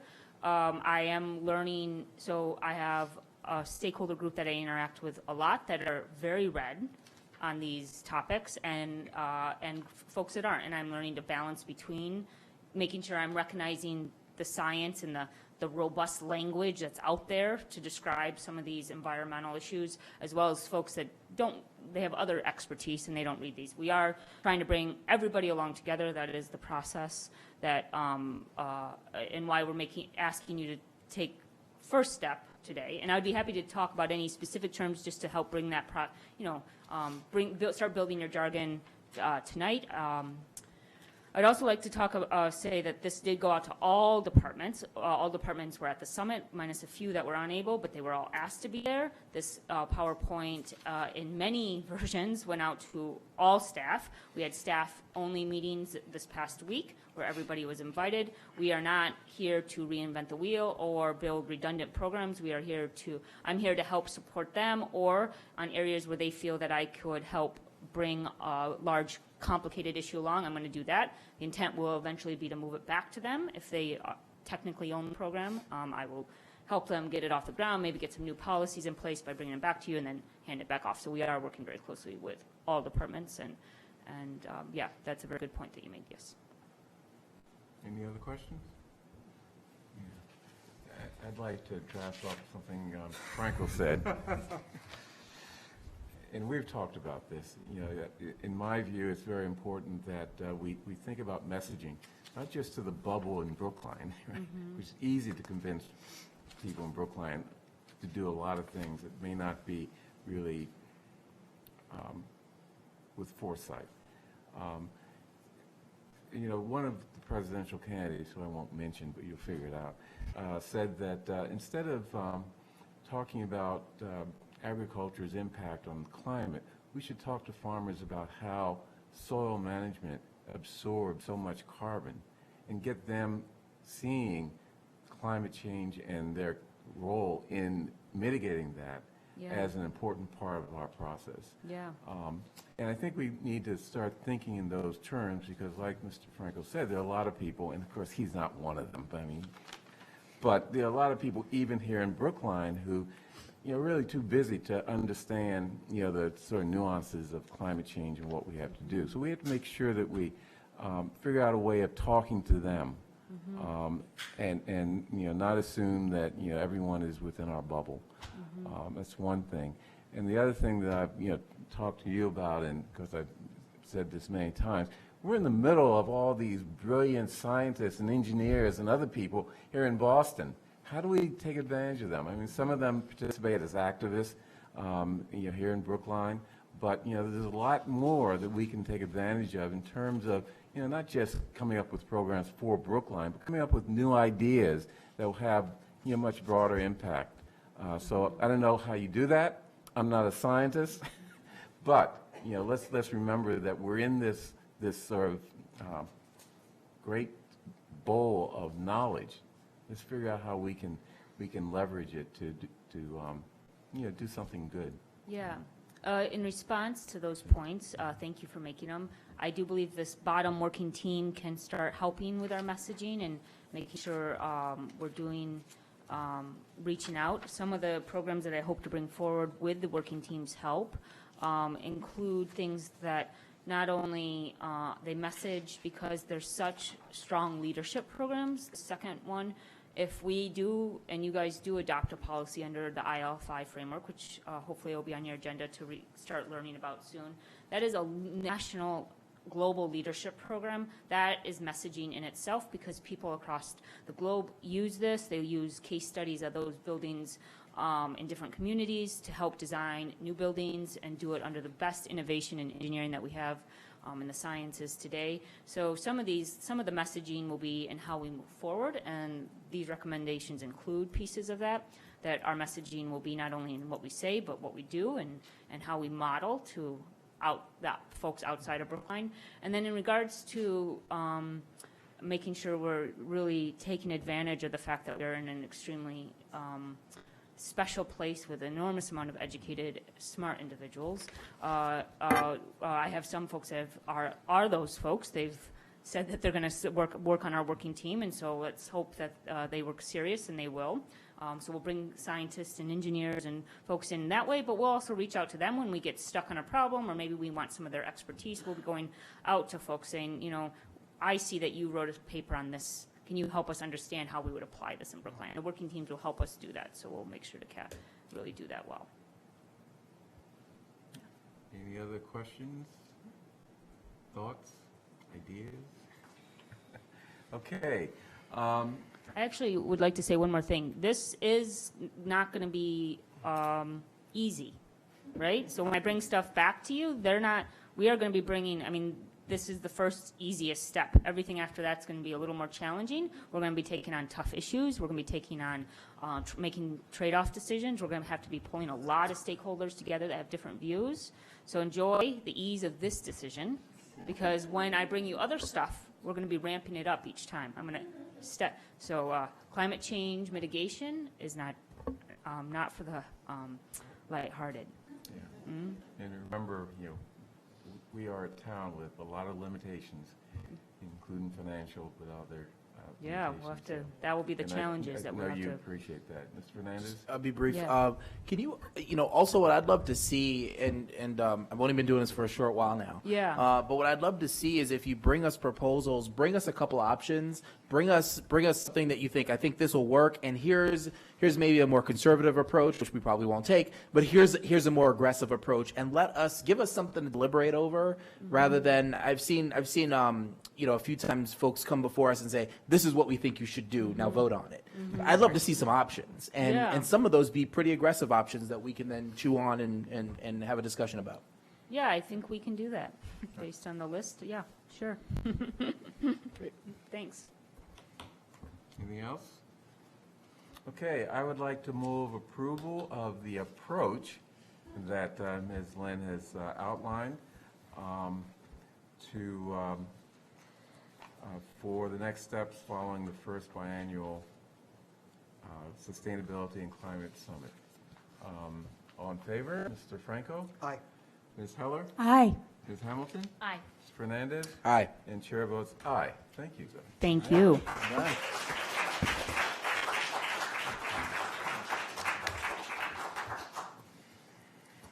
Now, the fun part of this meeting, the electric scooter issue. At any rate, so unfortunately, Todd Corain is sick and not, I'll wait for people to leave.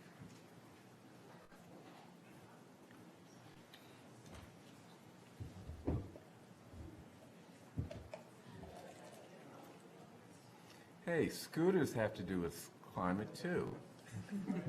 Why are you leaving? Any rate. Okay, unfortunately, Todd Crane is out sick, so his in-person update on the scooter program will not be given. And that's unfortunate because he could bring a lot of the details that we really need to struggle with as a board to our attention. But his written update, I think, provides an excellent overview of the program to date, and his proposals to go forward and address three critical issues that he's identified, and I agree are the three critical issues. And that is, where do you park these things? Where do you ride these things? Not on the sidewalk. And how do we marshal the means to enforce the rules that we have? A lot of other issues, but those are the three critical issues, in my view and the view of Todd in his memo. So in that context, I think we have to really decide whether to take up the application of SPIN to join the pilot program tonight, or at our next meeting when presumably Todd will be available. I'd like to get SPIN into the program as soon as possible because they seem to have more capacity to address some of the concerns that we have here in Brookline, those three areas as well as other areas, and in my view can provide some model solutions that other companies can be required to adopt either immediately or if this program becomes permanent. That's just my view. They're also able to test out ideas that we may want to include as requirements of a permanent e-scooter program. But as I said, that's just my view. There's also a lot of, let me just mention one other thing. There's also a lot of concern about scooters in town and somewhat of a generational divide between the supporters and the detractors of scooters. I'm in that generation that's a detractor, but I think scooters are a transportation mode that is here to stay, and we would be foolish to ignore its popularity among some people in town, as well as the benefits to various goals that the town has. So with that sort of introduction, I guess I'd like to get a sense of the board of whether we want to take up the SPIN program or the SPIN application to the pilot program now, or whether you think we have to wait. Does that make sense as a first question? Ms. Heller? I think we could have a preliminary discussion now, but I don't see how we could vote on it until we've had more time to think about the recommendations that Todd Corain is making. I also have, and I'll pass this down to the board members, some thoughts about things we could include in the operating agreement which are not there. The operating agreement that was presented to us is very similar to Burr, if not identical, to the operating agreements Bird and Lime.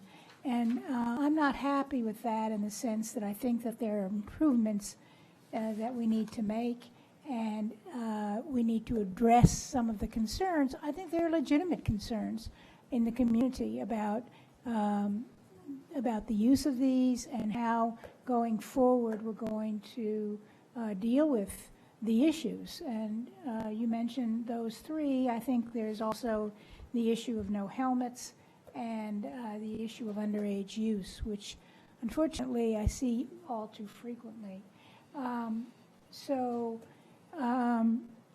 At any rate, you know, I think we need to wait for our next meeting until we actually take a vote on this thing. But I think this gives us an opportunity to work with Todd and incorporating some of the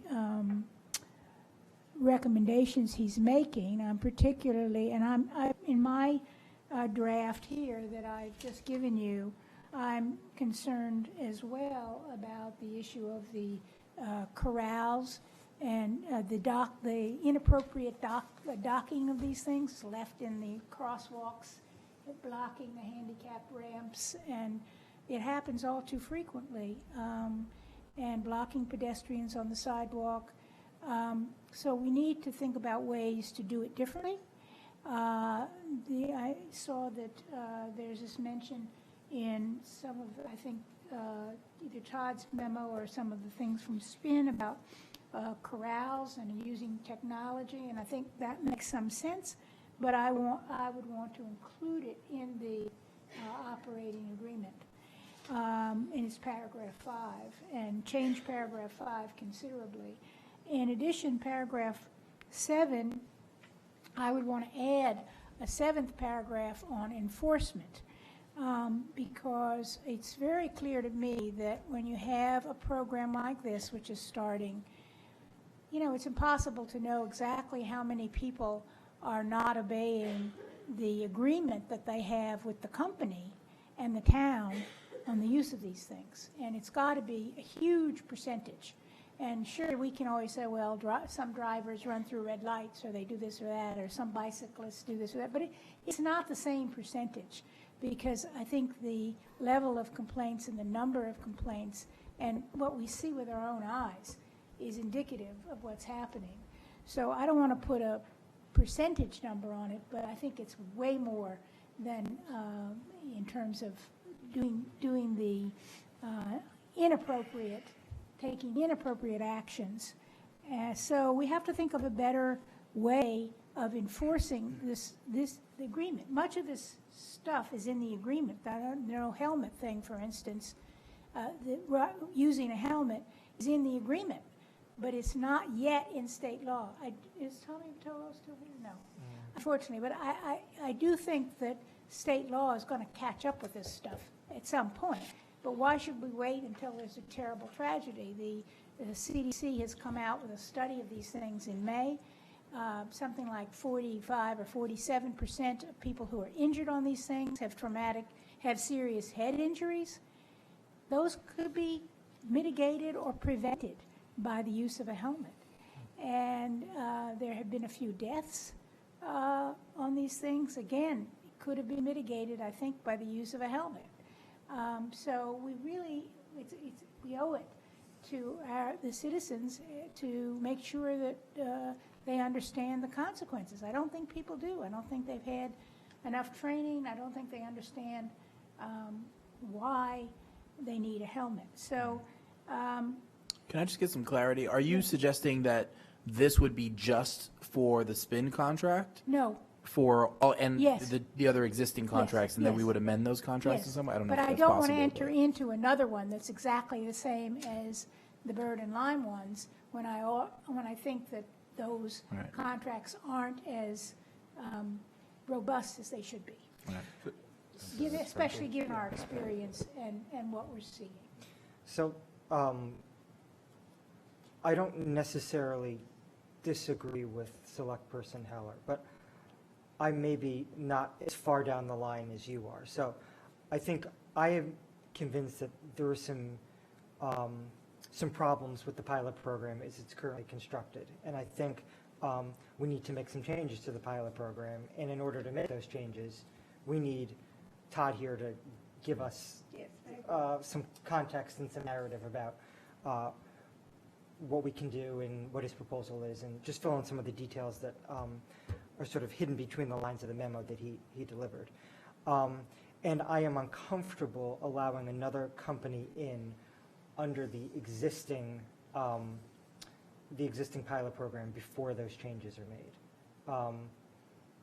So that's, I think, a direct answer to the question that you, Bernard, asked. And I'm going to stop there before I get further down the line. Let me just add that, I mean, Todd's memo is very good. I mean, I read a lot of memos that are just properly written, and this is good. And one of the things he does is he includes a number of items that incorporate Ms. Heller's suggestions, except that I think we can add penalties for noncompliance in item 4 on the second page.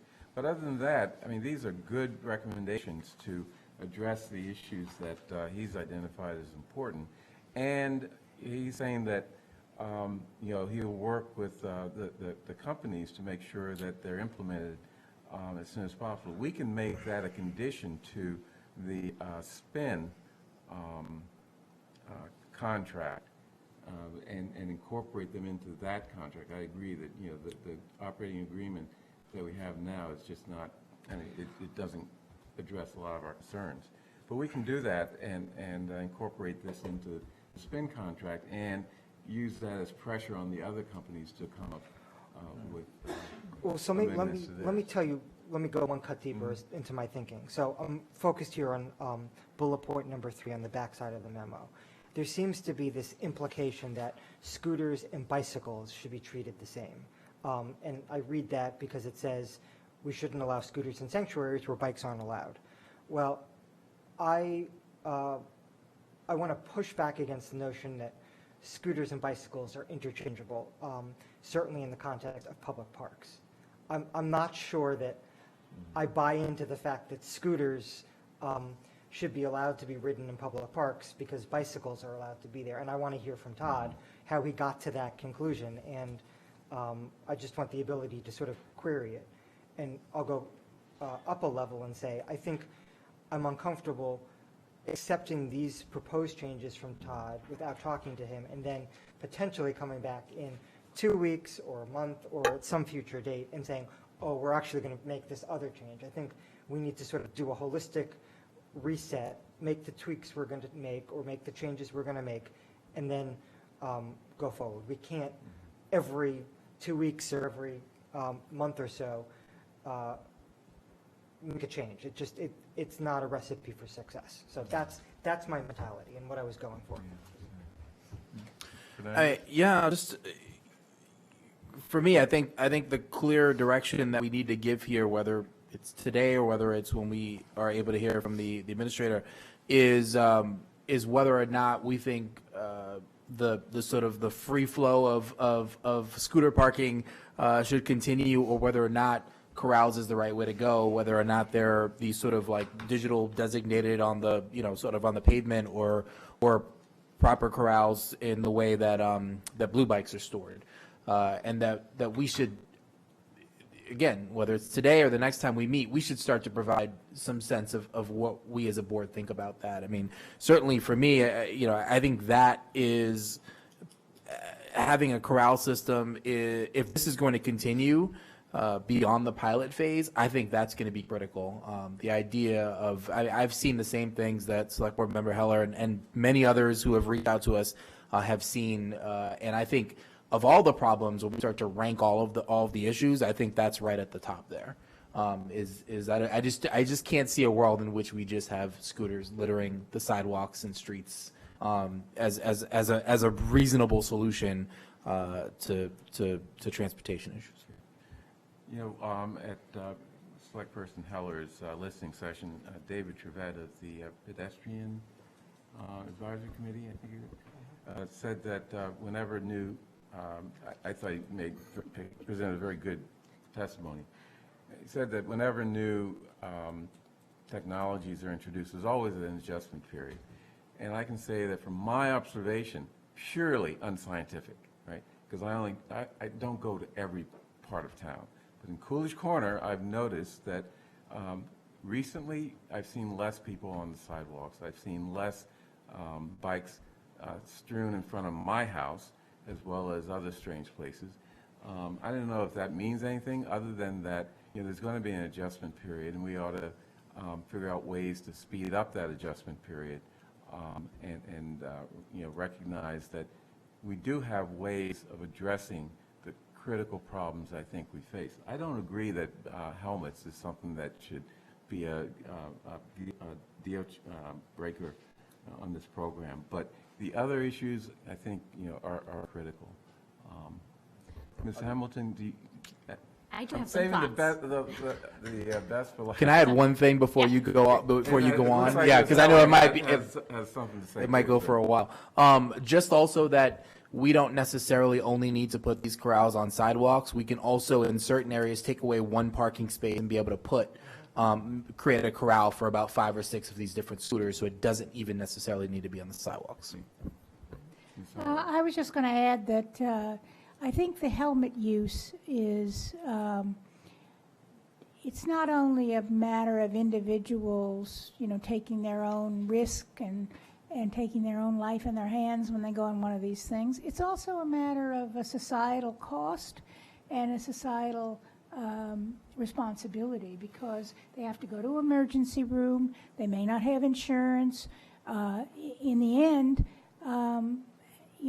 we as a society take care of people who are injured, but there's a cost to that.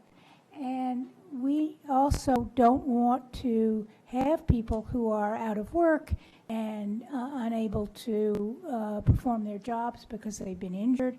There's a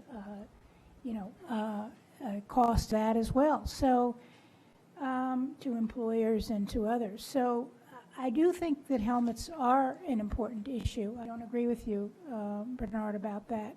And we worry about people smoking and as a public health issue. We worry about people in vaping as a public health issue. We worry about public health in many ways, and I think this is, we mandate seatbelts for the same reason. That we want to prevent people from getting injured in accidents. So I think it's an important societal position to take, an important public health measure to take, and I think we ought to beef up. I know that Spin has this technology of portable helmets. I'm glad to see it, but I want to see those in people's hands. Because that's what's going to get people to use them. So Well, before I start, I'll just say the same thing can be said for speeding in vehicles. I mean, For bicycles. most deaths related to vehicular accidents are due to either alcohol or speed or combination of the both. I would also add, since you mentioned me, and all good.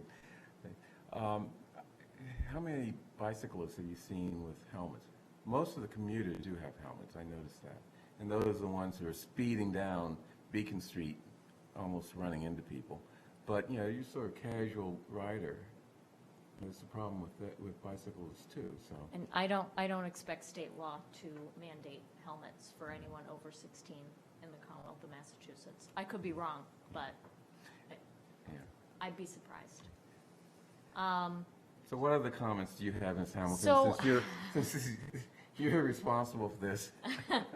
I mean, it's been a wild ride, kind of literally.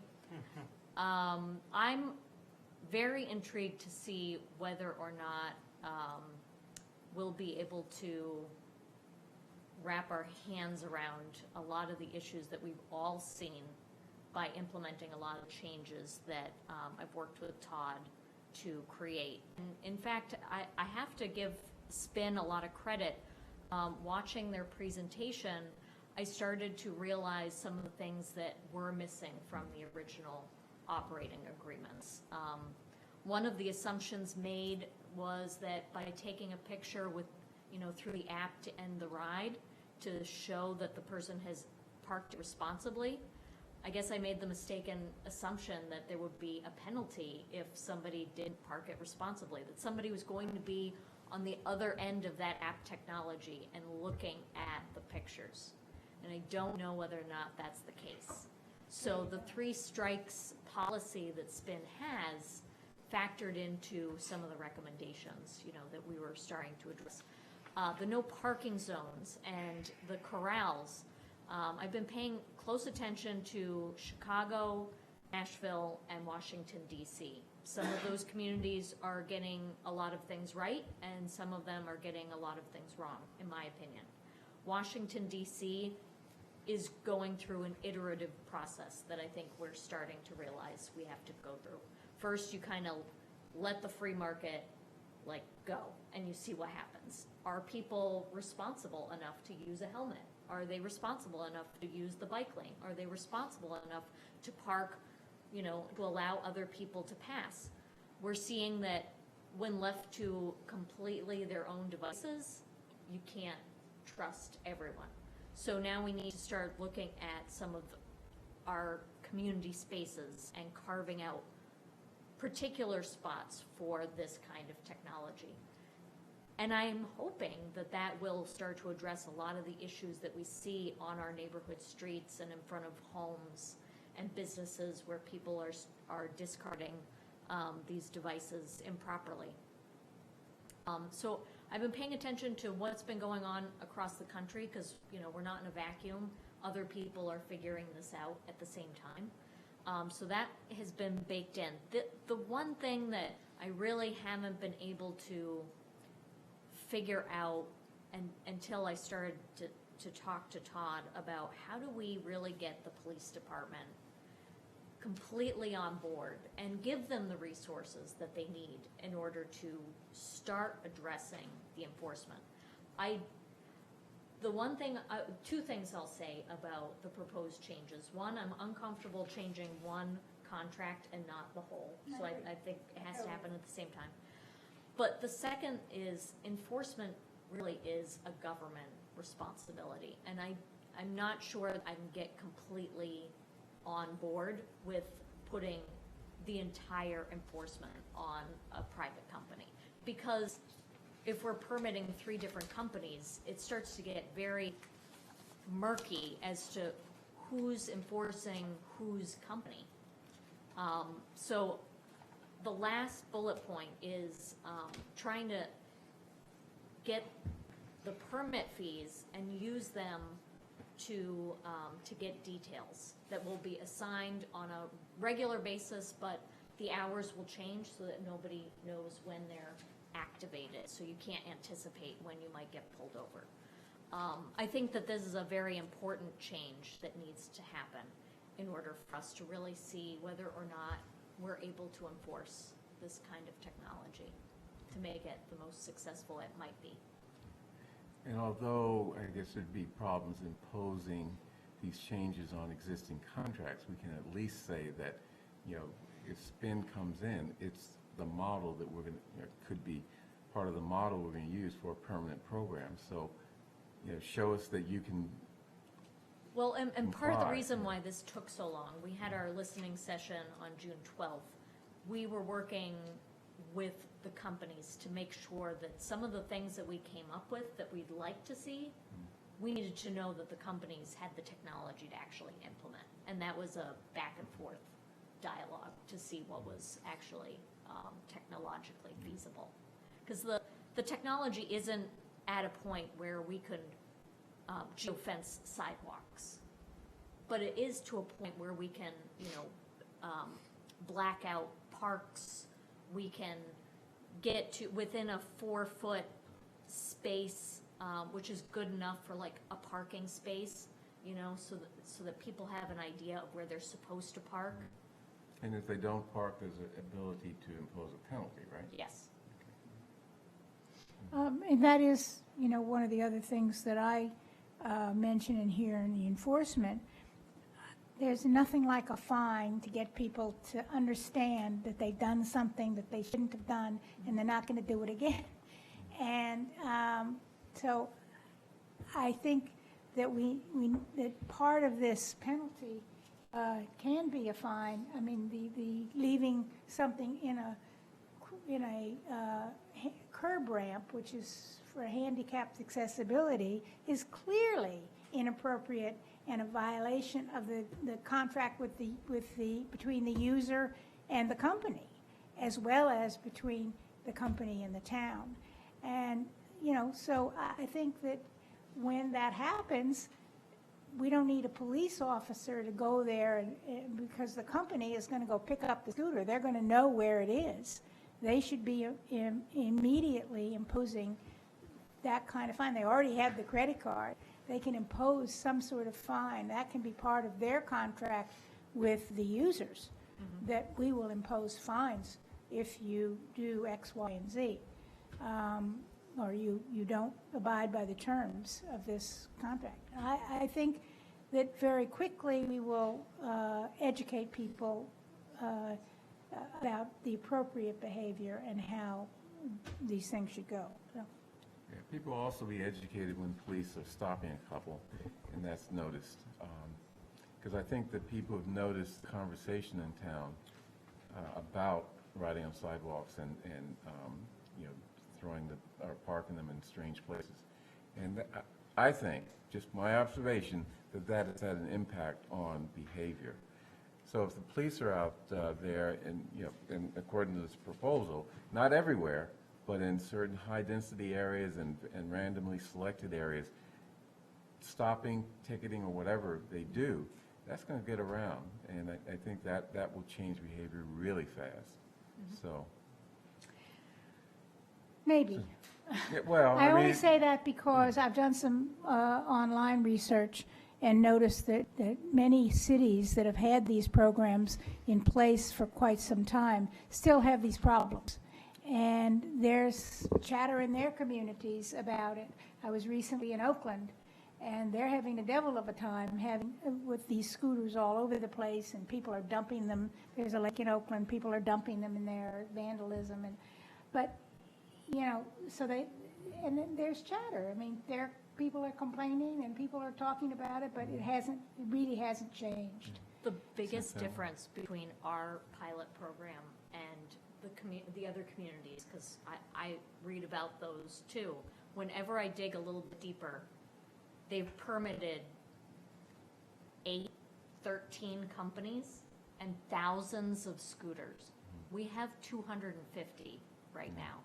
If we onboard another operator, that goes up, to about 350, let's say. That's still well under the number of scooters that some of these other communities have permitted, which in my opinion was way too many for their size. So of course they have issues. Yeah, I just want to add too, the decision to start this pilot came before I joined the board, and what I want to say is, I think that it's important that we are a community among communities, and there are things that we learn by pilots and other moves that communities in our area that we've been able to learn from and implement, at a quicker pace with less deliberation, because we know others have tried things before.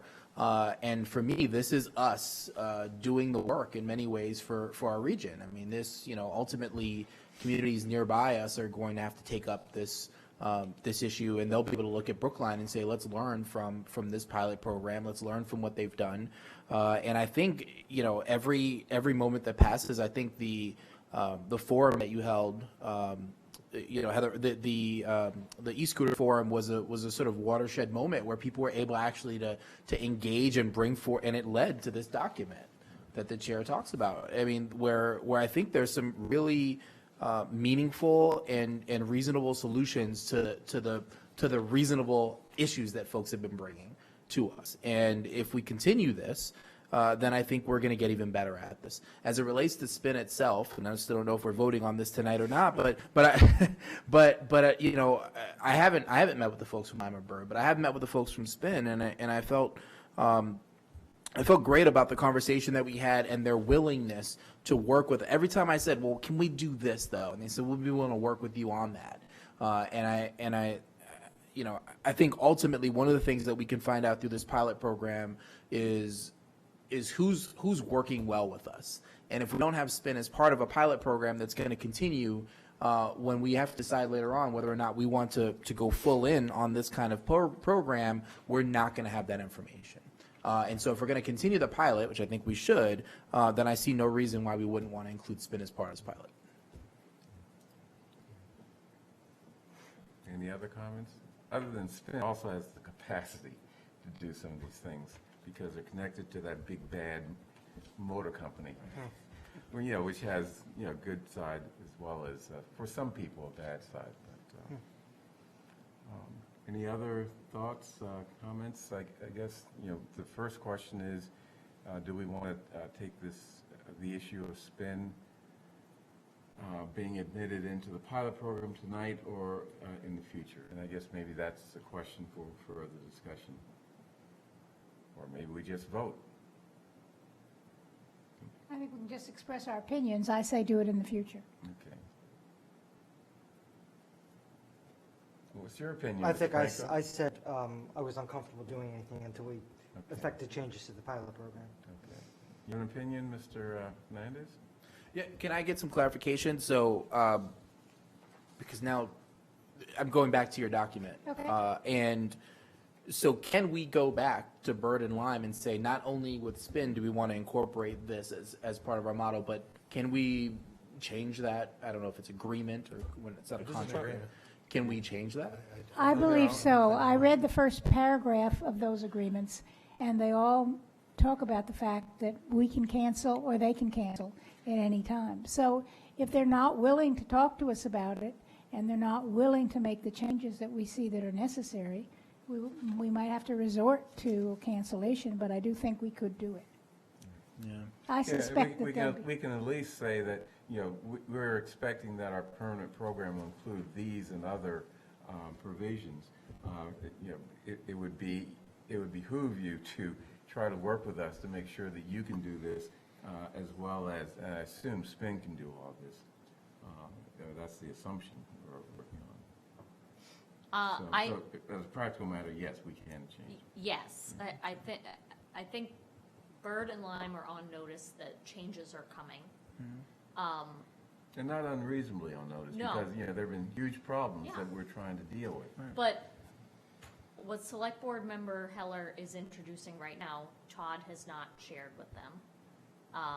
And No, I just wrote this afternoon. yeah, So, And no. I don't think it's really different from what's already in Todd's proposals. well, I would prefer to change the term enforcement to fines, because enforcement is a police responsibility. That's fine. But, So, you know, I think the language, this was just to get us going in terms of a discussion. I think we can, you know, there are many modifications we could make to this. I just want the idea that the company has some responsibility to monitor and to punish. penalize its users when they behave inappropriately, and not leave it up to the police to ferret out every single instance of this. I mean, they see it all the time when they pick up the scooters, for instance. You know, I saw one yesterday that was right in the middle of a crosswalk of a handicap ramp crosswalk, you know, and, you know, that's just unacceptable. That's just, you know, but the police aren't going to be going around looking for those because they've got a lot on their plate. And for 4 days, 3 hours, I think it's 4 days that Todd is recommending, and 3 hours at a time. 4 hours and 3 days. 3 days. So, I mean, what do you do the other days, you know? I mean, we need to have cooperation from the companies in, I don't know, you don't want to use the word enforce, but that's what it is. I mean, in making sure that the users understand what it is that they're doing incorrectly. And finding them so that they won't do it again. Yeah. It seems the only fair way to do this is to require all companies to abide by the same law, Yeah. not just. And I absolutely would want that. Yeah. Ms. Hamilton, what's your thoughts? Maybe we should ask Spin what the impact on them would be if we delayed the vote 2 weeks. Good idea. Would you like to come up and give your comment or give your response? Our next meeting is the 23rd of July, so that's 2 weeks from now. Thank you. Thank you. Good evening, everyone. My name is Ashley Brown. I am the Government Partnerships Manager for SPIN. I serve the East Coast, but my home is in Dorchester, so Boston is very, very special to me. So a few things. First of all, thank you all so much for the opportunity to present 2 weeks ago. I'm delighted to hear that the program that we shared was really impactful, and a part of what I presented to you is a lot of just our standard course of practice and how we operate our programs, whether it's here or other markets across the country. In terms of a delay, so every day or week that goes by, it shortens the opportunity for us to implement a lot of these things because they do take teams. We are sort of on standby waiting to hire depending on what action the select board takes. We are on standby. We literally have our launch and operations team that's ready to start getting into gear. And so every delay sort of creates a domino effect for us, which also shortens our ability to show you what we can do. And so given the fact that now the board is in summer recess, every 2 weeks that goes by, you add in sort of our operational time to kind of get, all the gears in motion, we're really looking at a really short 3-month opportunity, and this is the prime time with the weather and the opportunity to really show you what we can do. And then just one more thing that I think kind of factors into all of this is that we also are sort of coming in at a disadvantage where the other two operators have had the ability to sort of make that first impact on the community. And so it's going to take some time for people to say, okay, I want to download a third app on my phone to give SPIN a try. And so it's really going to take some time for us to really get up and going, and I think additional delays would really be impactful on our team and our operations. And what about the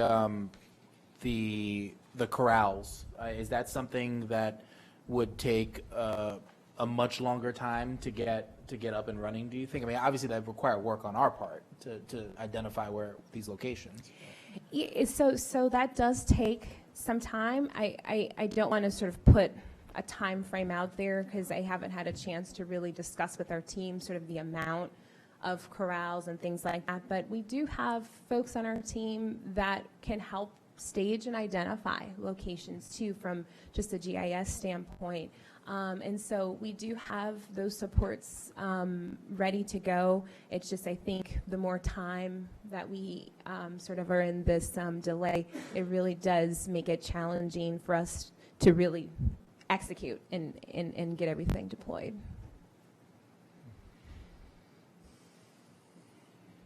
Any other questions? So, what say you in regards to whether we go tonight or 2 weeks, Ms. Hamilton? Oh, man. I guess I'm agnostic.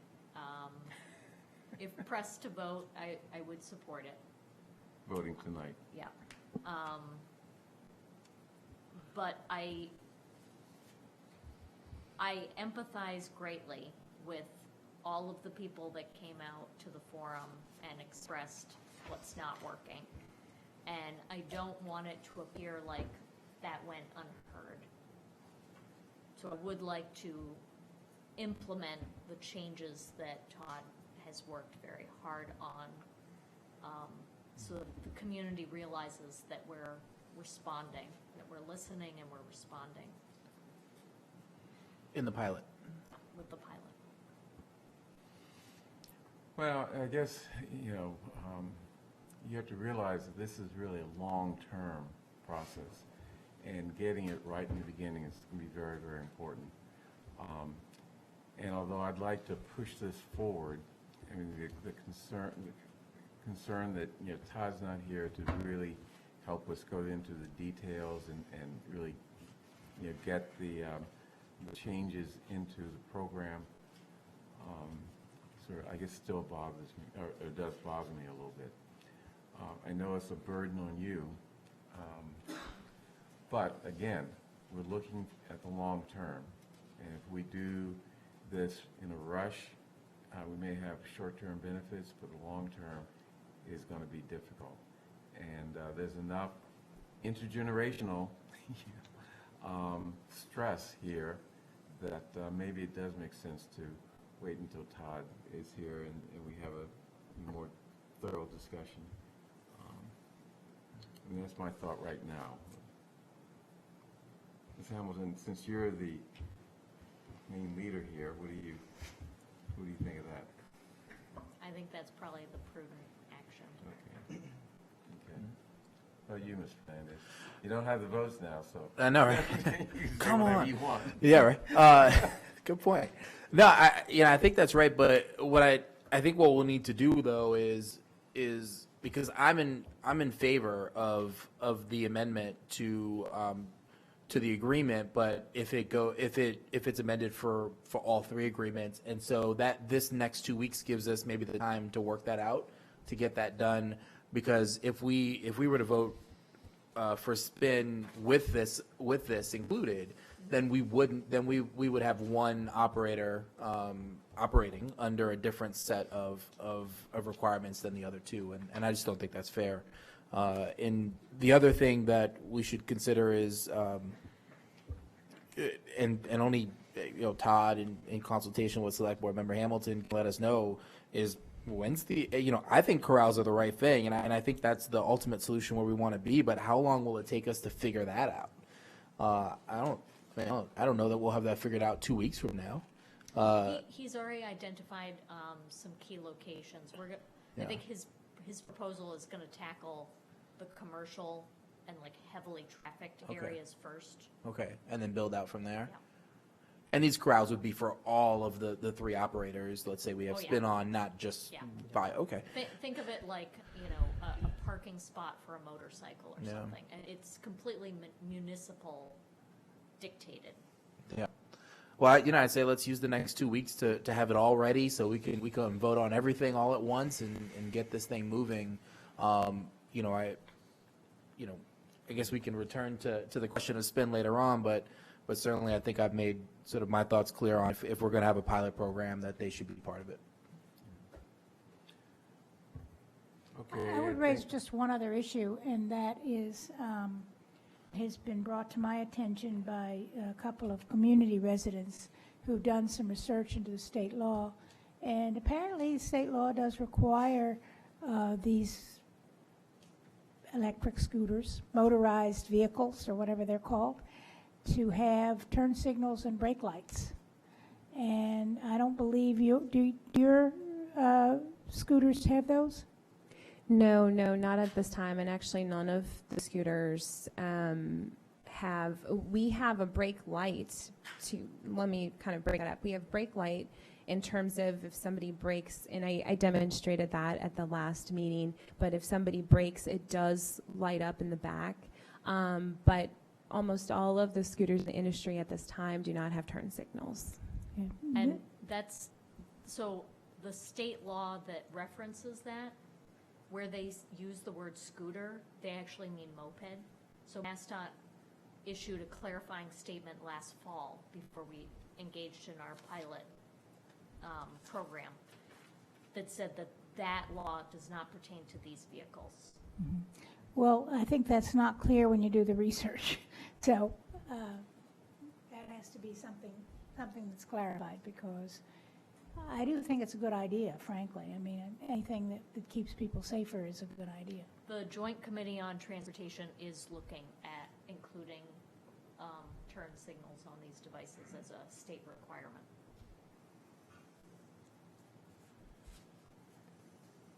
Okay. Actually, maybe you should get a copy of that clarification circulated to the board. I could do that. And maybe we should put it on our website.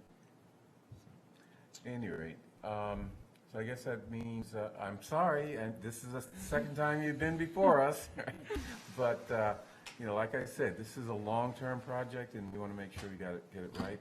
You know, we'll take this up on the 23rd. But thank you. Pardon me? 23rd. Yes, I said. Yeah. Okay. Thank you so much. Thank you.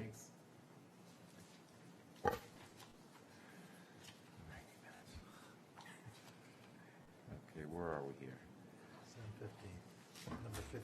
Okay, okay, we have a noise bylaw waiver public hearing that was scheduled for 7:15. I apologize. But, you know, that's life in the big town. So this is a noise bylaw waiver relating to contract PW 1906, fiber reinforced rubberized and microsurfacing. Mr. Ditto. So DPW is in need of securing a waiver of this noise bylaw. The reason being is we want to work on Harvard Street from Kent Street to Schools Street. And we need to do 2 treatments of the surface. The first one, which we would like to do July 15th, is crack seal the street. And I think you almost know what that is by now. It's just the black squiggly lines that fill in the cracks. So we need to do that and let that set up for about 2.5 weeks. Then we'd like to come back and put a micro surface on, and that's, I guess the best analogy I can come up with is if you went to Home Depot and picked up one of those 5-gallon garage seal, driveway sealing, and put a bucket of sand in it, and that's what it would be like. It's about a 1/2 inch thick pavement, and between that and the crack sealing, we can extend the life of the pavement another 7 to 8 years.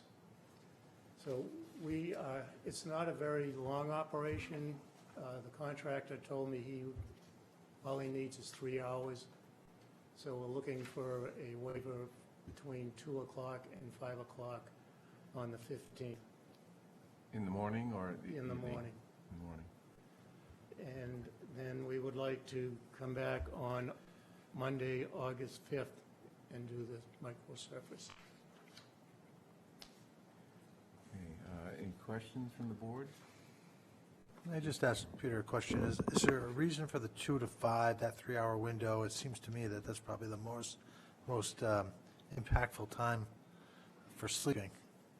Why not like 8 at night to 11 or something like that? That's a flexible floating location if you think it's better that way. The only thing I'm concerned about is we got to make sure that the area is clear. Business activity is in Brookline I don't know if Village. you push it maybe towards 11 or something. Yeah. So do most of the stores and businesses, restaurants close by, they must close by 9, at least the stores. And maybe the businesses can get notice and close early those 2 nights. I mean, it's not, but I agree with Mr. Kleckner that this is going to just, everybody knows it has to be done, but people are deep in sleep then, and it's just And windows really, are open this time of year. Yeah. 9 to 12 would be, fine, I think, but Right. I don't know, 10 to 1, but I think 9 to 12 is, it's late enough that but it's not so much into the nighttime that people are going to be. Calling us. Exactly. Well, so there are some restaurants in this stretch of Harvard Okay, Street. but so, it's only 2 nights, isn't it?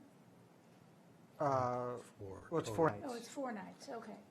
Yeah, those other 2 nights are rain nights, just in case it Oh. rains. So it's just 2 nights we have to do this. Okay, so, So where on Harvard Street does Kent Street intersect? Right, Brookline Village. right down here in the village. Okay. a I lot should of, walk around a little more, huh? lot of Yes, people living there, so I would move it up. I think 2 to 5 is not so reasonable.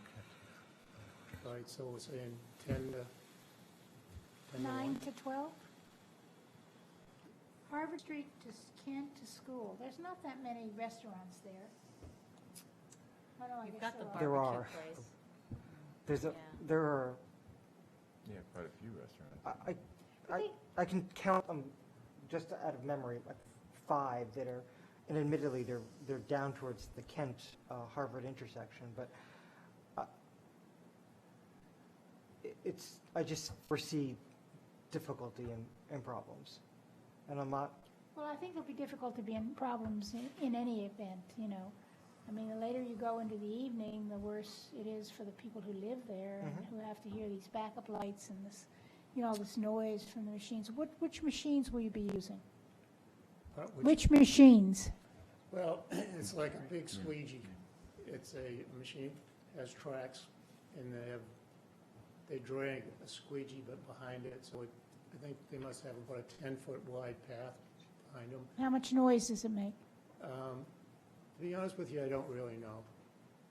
But, Does it have backup lights and backup noise? yes. Okay.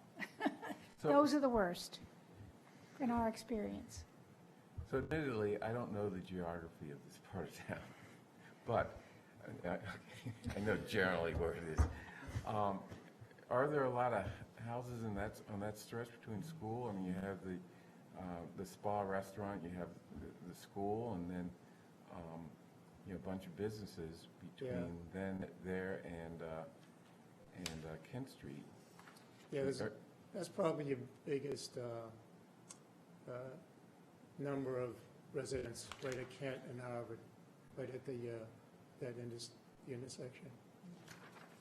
I think as you move towards Coolidge Corner, you have St. Mary's on the right, a couple of commercial buildings across the street on the left, and Pierce School. But the problem, as we found out in Washington Square, is that noise travels. And so people on Westbourne Terrace are hearing the noise on Washington Street. So if you go a block either way, you're going to have residents. yeah, I mean, it's a pretty tight neighborhood Yeah. in, you know, around Linden and Hurd and Homer, and you know, Brook Street. It's going to carry, and Yeah. that's actually the neighborhood that has me most concerned. The commercial buildings are pretty much one story, so you don't have a lot of building buffer.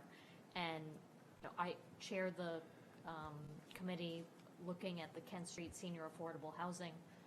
They are a very tight-knit community, and when they don't like something, they show up. What's the concern with moving this up to like 9 to midnight? Just that you're still going to have a lot of traffic coming in and the restaurants. I mean, Well, you would have a police detail anyway, wouldn't you not? I think we're going to have, if we're going to go that early, we're going to have to set up a detour. Yeah, I mean, you've got to detour the 66 bus. Let's not forget that goes straight down the stretch of Harvard Street. So that, in and of itself, is going to take some planning, and it could be a logistical challenge, so. And it's just the 15th, just that Just Monday one night? day. Just one day? Also a Monday night. Yeah, for a 3-hour window is what we're looking for. One day, and then the other day is the rain date or the Yeah. other date for both the ceiling and the. For both of them. Okay. Yep.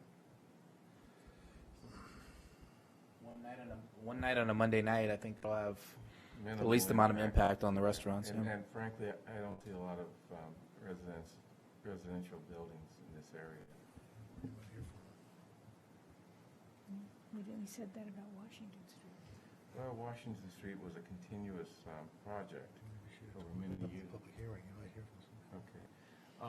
This is a public hearing. Does anyone have any comments to this discussion? No? Okay. Then I'd like to push this along and move approval of the noise bylaw waiver for an area that, you know, we're talking about one day during the period 2 to 6 or 2 to 5. We're talking about an area that is primarily businesses. I'm sure there's some homes in this area, but at any rate. Mr. Franco? Wait a second. Move the time? I would like to make a friendly amendment to move the time to 9 PM to 12 AM. That means, do we have to work with the MBTA on the 66 bus? So, I mean, you're basically saying we don't do this. And that's not going to work.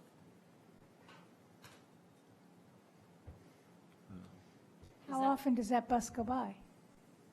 Every 6 minutes. They That's what it's say. supposed to be. 10 o'clock at night? That might be the reason why it was from 2 to 5 AM, because that's the only time that the bus is not operating. I think that's the Well, if that would have busiest come up bus- earlier.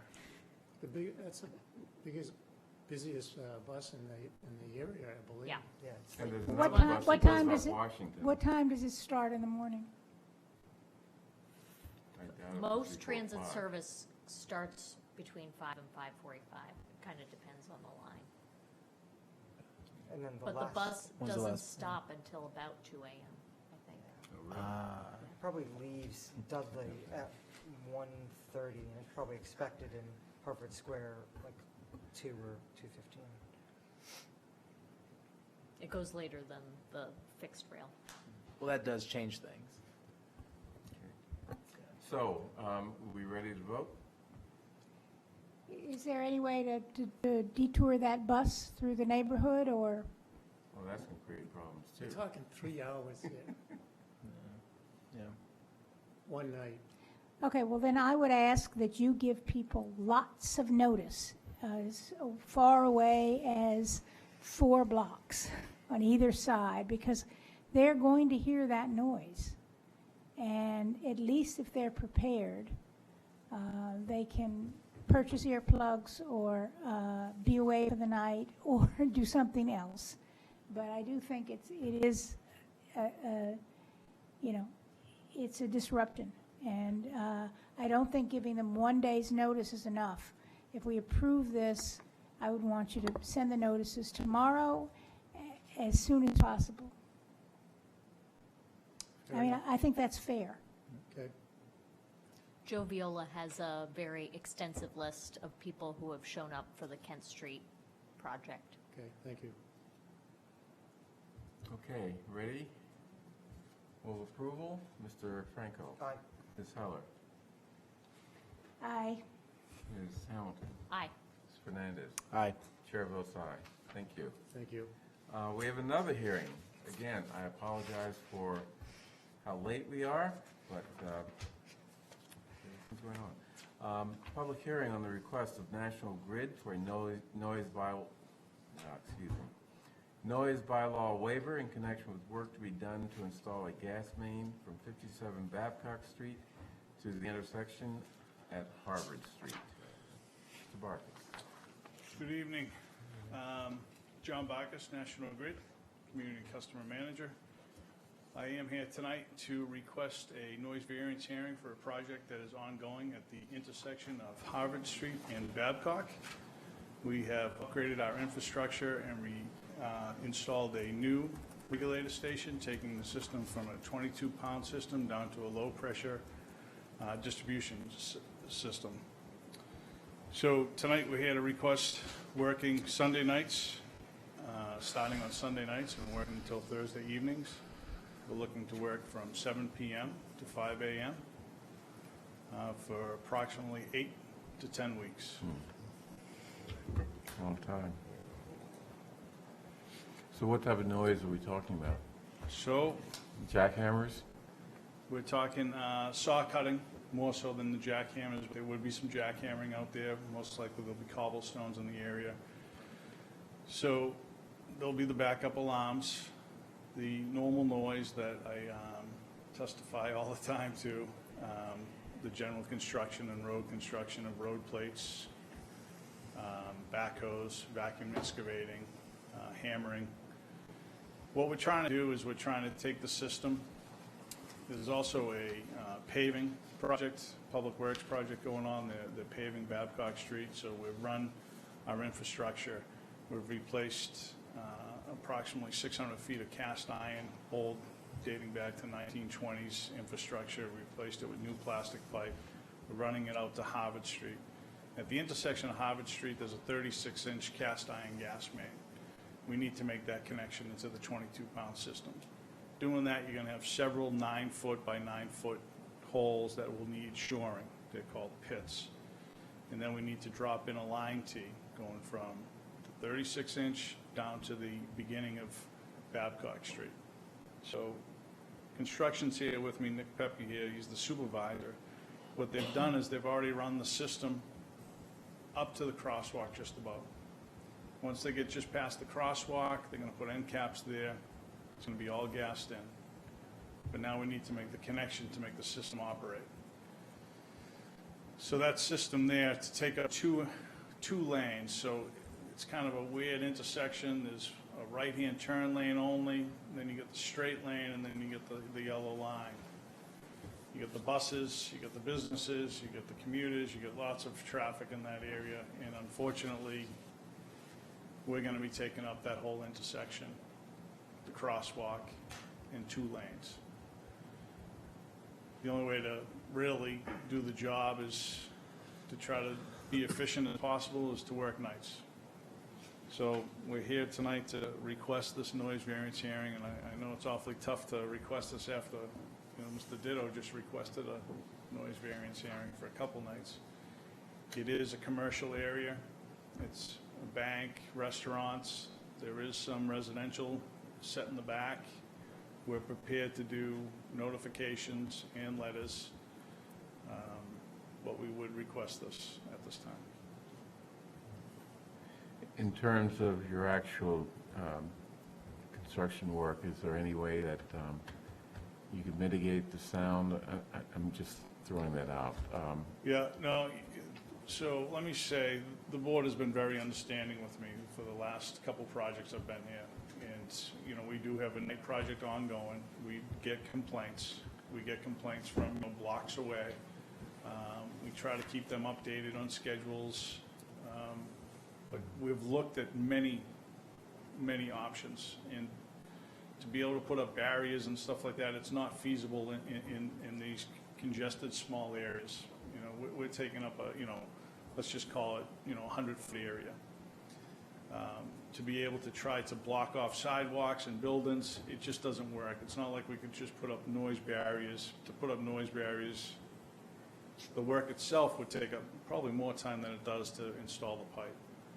There's not like a temporary pull cord where you can have this big balloon open up and close us in it. I wish there was, because we would utilize it, but there's not. We've looked at absorbent pads, like we can lay down absorbent wood. But to be honest with you, the echoes in the alleyways, in the small streets at nighttime, it travels. So, as you know, I'm pretty honest with you. It's going to be noisy. We don't want to disrupt the town as much as we have with our night projects, but it's a town that has a very busy area in all sorts of residential area. If we had other options, we wouldn't be here asking you. So this is one of our options. And this sounds to me you're replacing very old infrastructure, probably leaking. Yeah, there was probably actually, dangerous. there was 2 active grade 3 leaks. So those are the smaller, as we call them, nuisance leaks, grade 3 leaks that were not regulated to fix. There was 2 in that section. It was considered leak-prone pipe, which is part of our mandated program to get rid of the cast iron leak-prone pipe. So we replaced we put in 650 feet of new pipe to replace the old cast iron, and it was dated back to 1929. So that pipe's no longer going to be in service. 36 cast iron is going to be deep. There's going to be deep holes. They're going to be shored. There'll be road plates at night, and we're hoping to be done, we would hope to be done by Labor Day. That's stretching it. That's why we added the extra 2 weeks on that. So let me say, I appreciate your honesty. This is a tough diet of things you have to come before us with, and Thank you. we've been difficult on you, but I appreciate that you're honest, you give it to us straight, and these are things that need to happen, but they are impactful, and I am a partner in trying to get everything done, but keep everybody happy. So you've done your part. Thank you for that, and I expect it's going to continue in the future. Can you just, let's circle back to where we started. Can you just give me the hours and the dates again, so I can think through this? So the soonest we'd be able to start was, the soonest we'd be able to start, what was the date you wanted to start? This Sunday? I'm sorry, I thought I wrote it down. Oh, yeah, here it is. Start the 14th or the 21st, going 8 to 10 weeks, working from 7 I thought it PM. was 4 to 6. Excuse me? This says 4 to 6. Eight to Weeks. 10 weeks. From a memo, an email from Mark Mansfield to Commissioner Papasturgeon says that he and Peter agree with National Grid, the work has to be done at night, scheduled to be completed in 4 to 6 weeks. Not in our records that we would be able to do it. Pardon me?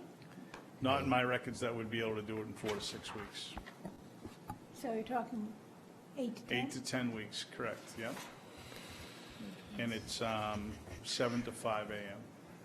7 p.m. to 5 a.m.? Correct. Sunday through Thursday.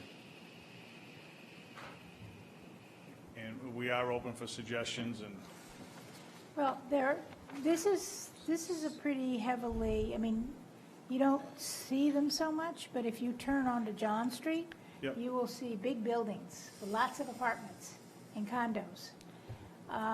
This is going to be it's only a block away, 2 blocks away from the site of the Waldo Durgan project we just approved. There are a lot of residents. If you go a little bit further on Harvard Street from where you'll be working, but not very much, there is a housing development there. 3 or 4 up there. Yeah. yeah, the regulator station, we went all the way down to 57 Babcock, and 57 just goes just past John Street. You take a right on John Street is where the regulator station is located. So we're familiar with the area. We understand there is residential there and also a lot of businesses in the area.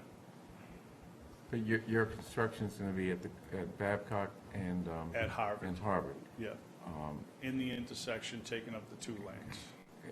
So the drilling or the jackhammerings can be in that area as opposed to further down Babcock? Correct. The Babcock work is more or less completed. We have some day work to finish up there and tidy up. So the issue is sound that carries into the residential area. Correct.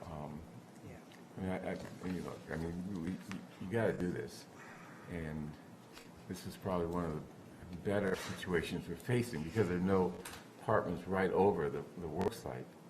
I you just appreciate need that. make sure that you have notice to the people who are going to get the sound waves from the work site. So I think you've got to provide notice to everyone who lives within, a quarter of a mile there, because it's going to travel. Yeah, I could do a community outreach, and what I can do is I can look at Google Earth, and I can also ride the streets. I'm in the town a lot, so I can ride the streets. Problem is that there's a lot of apartments, you won't be able to get into them.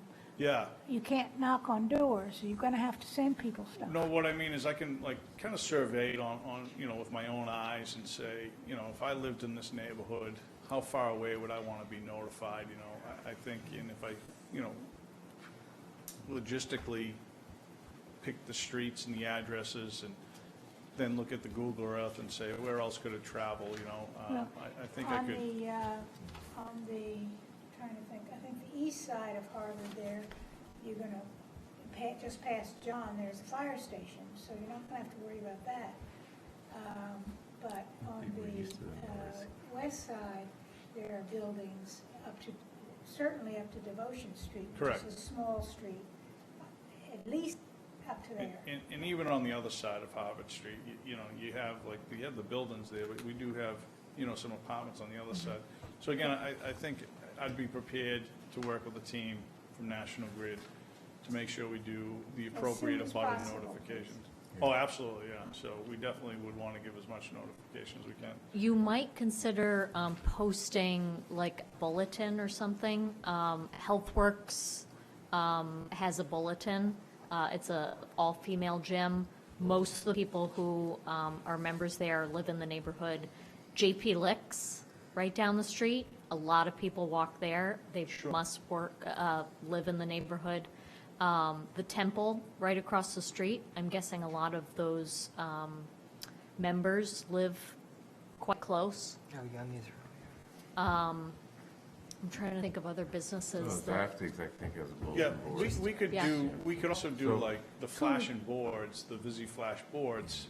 The problem is trying to find a location. So during my, ride around, I could look to see if, hey, we should put a VisiFlash here that says construction, night construction. Maybe the Coolidge Corner Theater. I Okay, think this- that would help too. Yeah, this is a public hearing. Is there anyone in the public who would like to make a comment, ask questions? Hearing none. Any other questions from the board? Yeah, I think We're beating this dead horse. working with the businesses is important as well, not just because it's obviously going to affect their business for these 8 to 10 weeks, but there's also deliveries which may be made late at night or early in the morning, and this construction could have an impact on that. Garbage pickup could be an issue. Fire station, we want to make sure they've got a plan to get to where they need to go relatively quickly, so. So you're saying in addition to the residences? you Yeah, need I'm to saying make sure you residents are, Notify yeah, businesses. it's everybody. Yeah.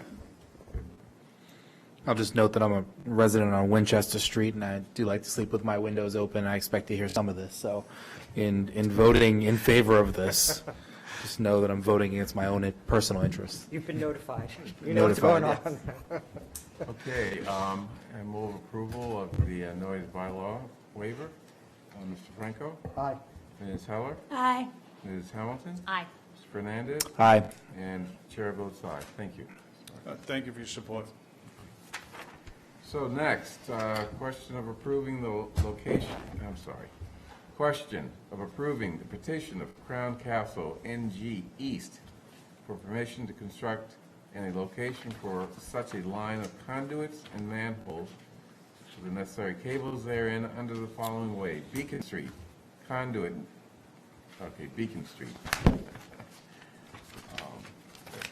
You can explain what you're doing. Good evening. What you're doing and where. My name's Matt Gerard with Crown Castle. The petition for grant of location on Beacon Street is more or less an administrative one. We had petitioned to install a small cell pole last year at one of the endpoints of this proposed trench, and the deployment went out. They installed the small cell location was approved. They installed the small cell and the conduit that connects to the power manhole. And after the fact, realizing that we hadn't requested grant of location for the conduit itself, that's what I'm here today to resolve. So if I heard you right, and I may have been distracted, the work's already been done, and now you're seeking. That's correct. Okay, see. The good news is there will be no impact to the community. Oh my God, say that one No more time. current impact. Slower. Fast. No construction, no loud noises. Okay. Any questions? This is a public, any questions from the board? No. This is a public hearing. Anyone in the public would like to make a comment, question? Okay. Any further questions? Comments? Of course. Yeah, I understand that these things happen, but let's do our best to make sure that we don't do work before we get a grant of location going forward. Yeah. Completely understood. Yeah. Okay, move approval of the grant of location for Crown Castle. Mr. Franco? Aye. Ms. Heller? Aye. Ms. Hamilton? Aye. Mr. Fernandez? Aye. And chair votes aye. Thank you. Thank you very much. Okay, the last item, The boards and commissions appointments, by the way, are going to be put off till next meeting on the 23rd. And we'll have more information than is in your packet. So grant of location, NSTAR, question of approving the petition of NSTAR Electric Company, doing business as Eversource Energy, for permission to construct and a location for a line of conduits and manholes with the necessary cables therein under the following way, Brookline Avenue, and describe more specifically where it is and what you're going to do. And of course, identify yourself. Sure, good evening. My name's Katie Flaherty, and I'm representing Eversource tonight. So in Brookline Avenue, from existing manhole 23215, which is approximately 172 feet northeast of Washington Street, Eversource is requesting to install 66 feet conduit, and that work is necessary to supply electric service to new construction that's located at 700 Brookline Avenue. Okay. Can I ask a question? Yeah. So we've routinely, I'm glad Mr. Ditto is still here, we've routinely asked those of you who are requesting these locations, grants of location, about gas leaks. And in this case, our form says, see attached plan dated 2/25/19, but we don't have that plan. That's not in front of us. So do we have any assurance that there are no gas leaks here, that if the situation has been investigated, and that actually is true in the Crown Castle application as well, although it refers to a plan dated July 2017. I guess So- it was at our places. Oh, all right, I didn't see that. Okay, so there's actually been some investigation of this, and they've determined that there are no leaks in that area, in both instances? Yes. Okay, all right, I'm satisfied, sorry. Okay. This is not a hearing, but if anyone would like to speak up, this is your opportunity. So, what type of construction are you talking about? Digging holes, I assume, jackhammers? It's conduit. They'll be installing conduit. So to get into conduit. the ground, you have to dig up the street? How Yes, noisy? it would be 66 feet. They're requesting 66 feet by 2 inches would be what the dig would be. Okay. And this is not near any residential? It's not. It's right by Brookline Place. It's actually for a new hotel. There's a new hotel being constructed, and that's what this is for. It looks pretty commercial to me. Yeah. It is generally across from the Brook House, although that's a wide Oh, it's that intersection. far, yeah. And Village Way is Behind a some little bit buildings, further so, down yeah. the street, but it's not so distant from residential. It's true that it's not right there, but there are residences around there. This isn't a nighttime No. work we're not talking about. Any questions by the board? From the board? It doesn't look like there's going to be road closures. Is that true? Is there going to be a lane closure? There possibly could be a lane closure. I think DPW would dictate that when we apply for the dig permit. I'll defer to DPW to figure it out, but, you know, it's a major, I don't think it would be a street closure, but probably lane. it's a major route, so, A little fire station. well, it's a major path from Metro West down to the hospitals.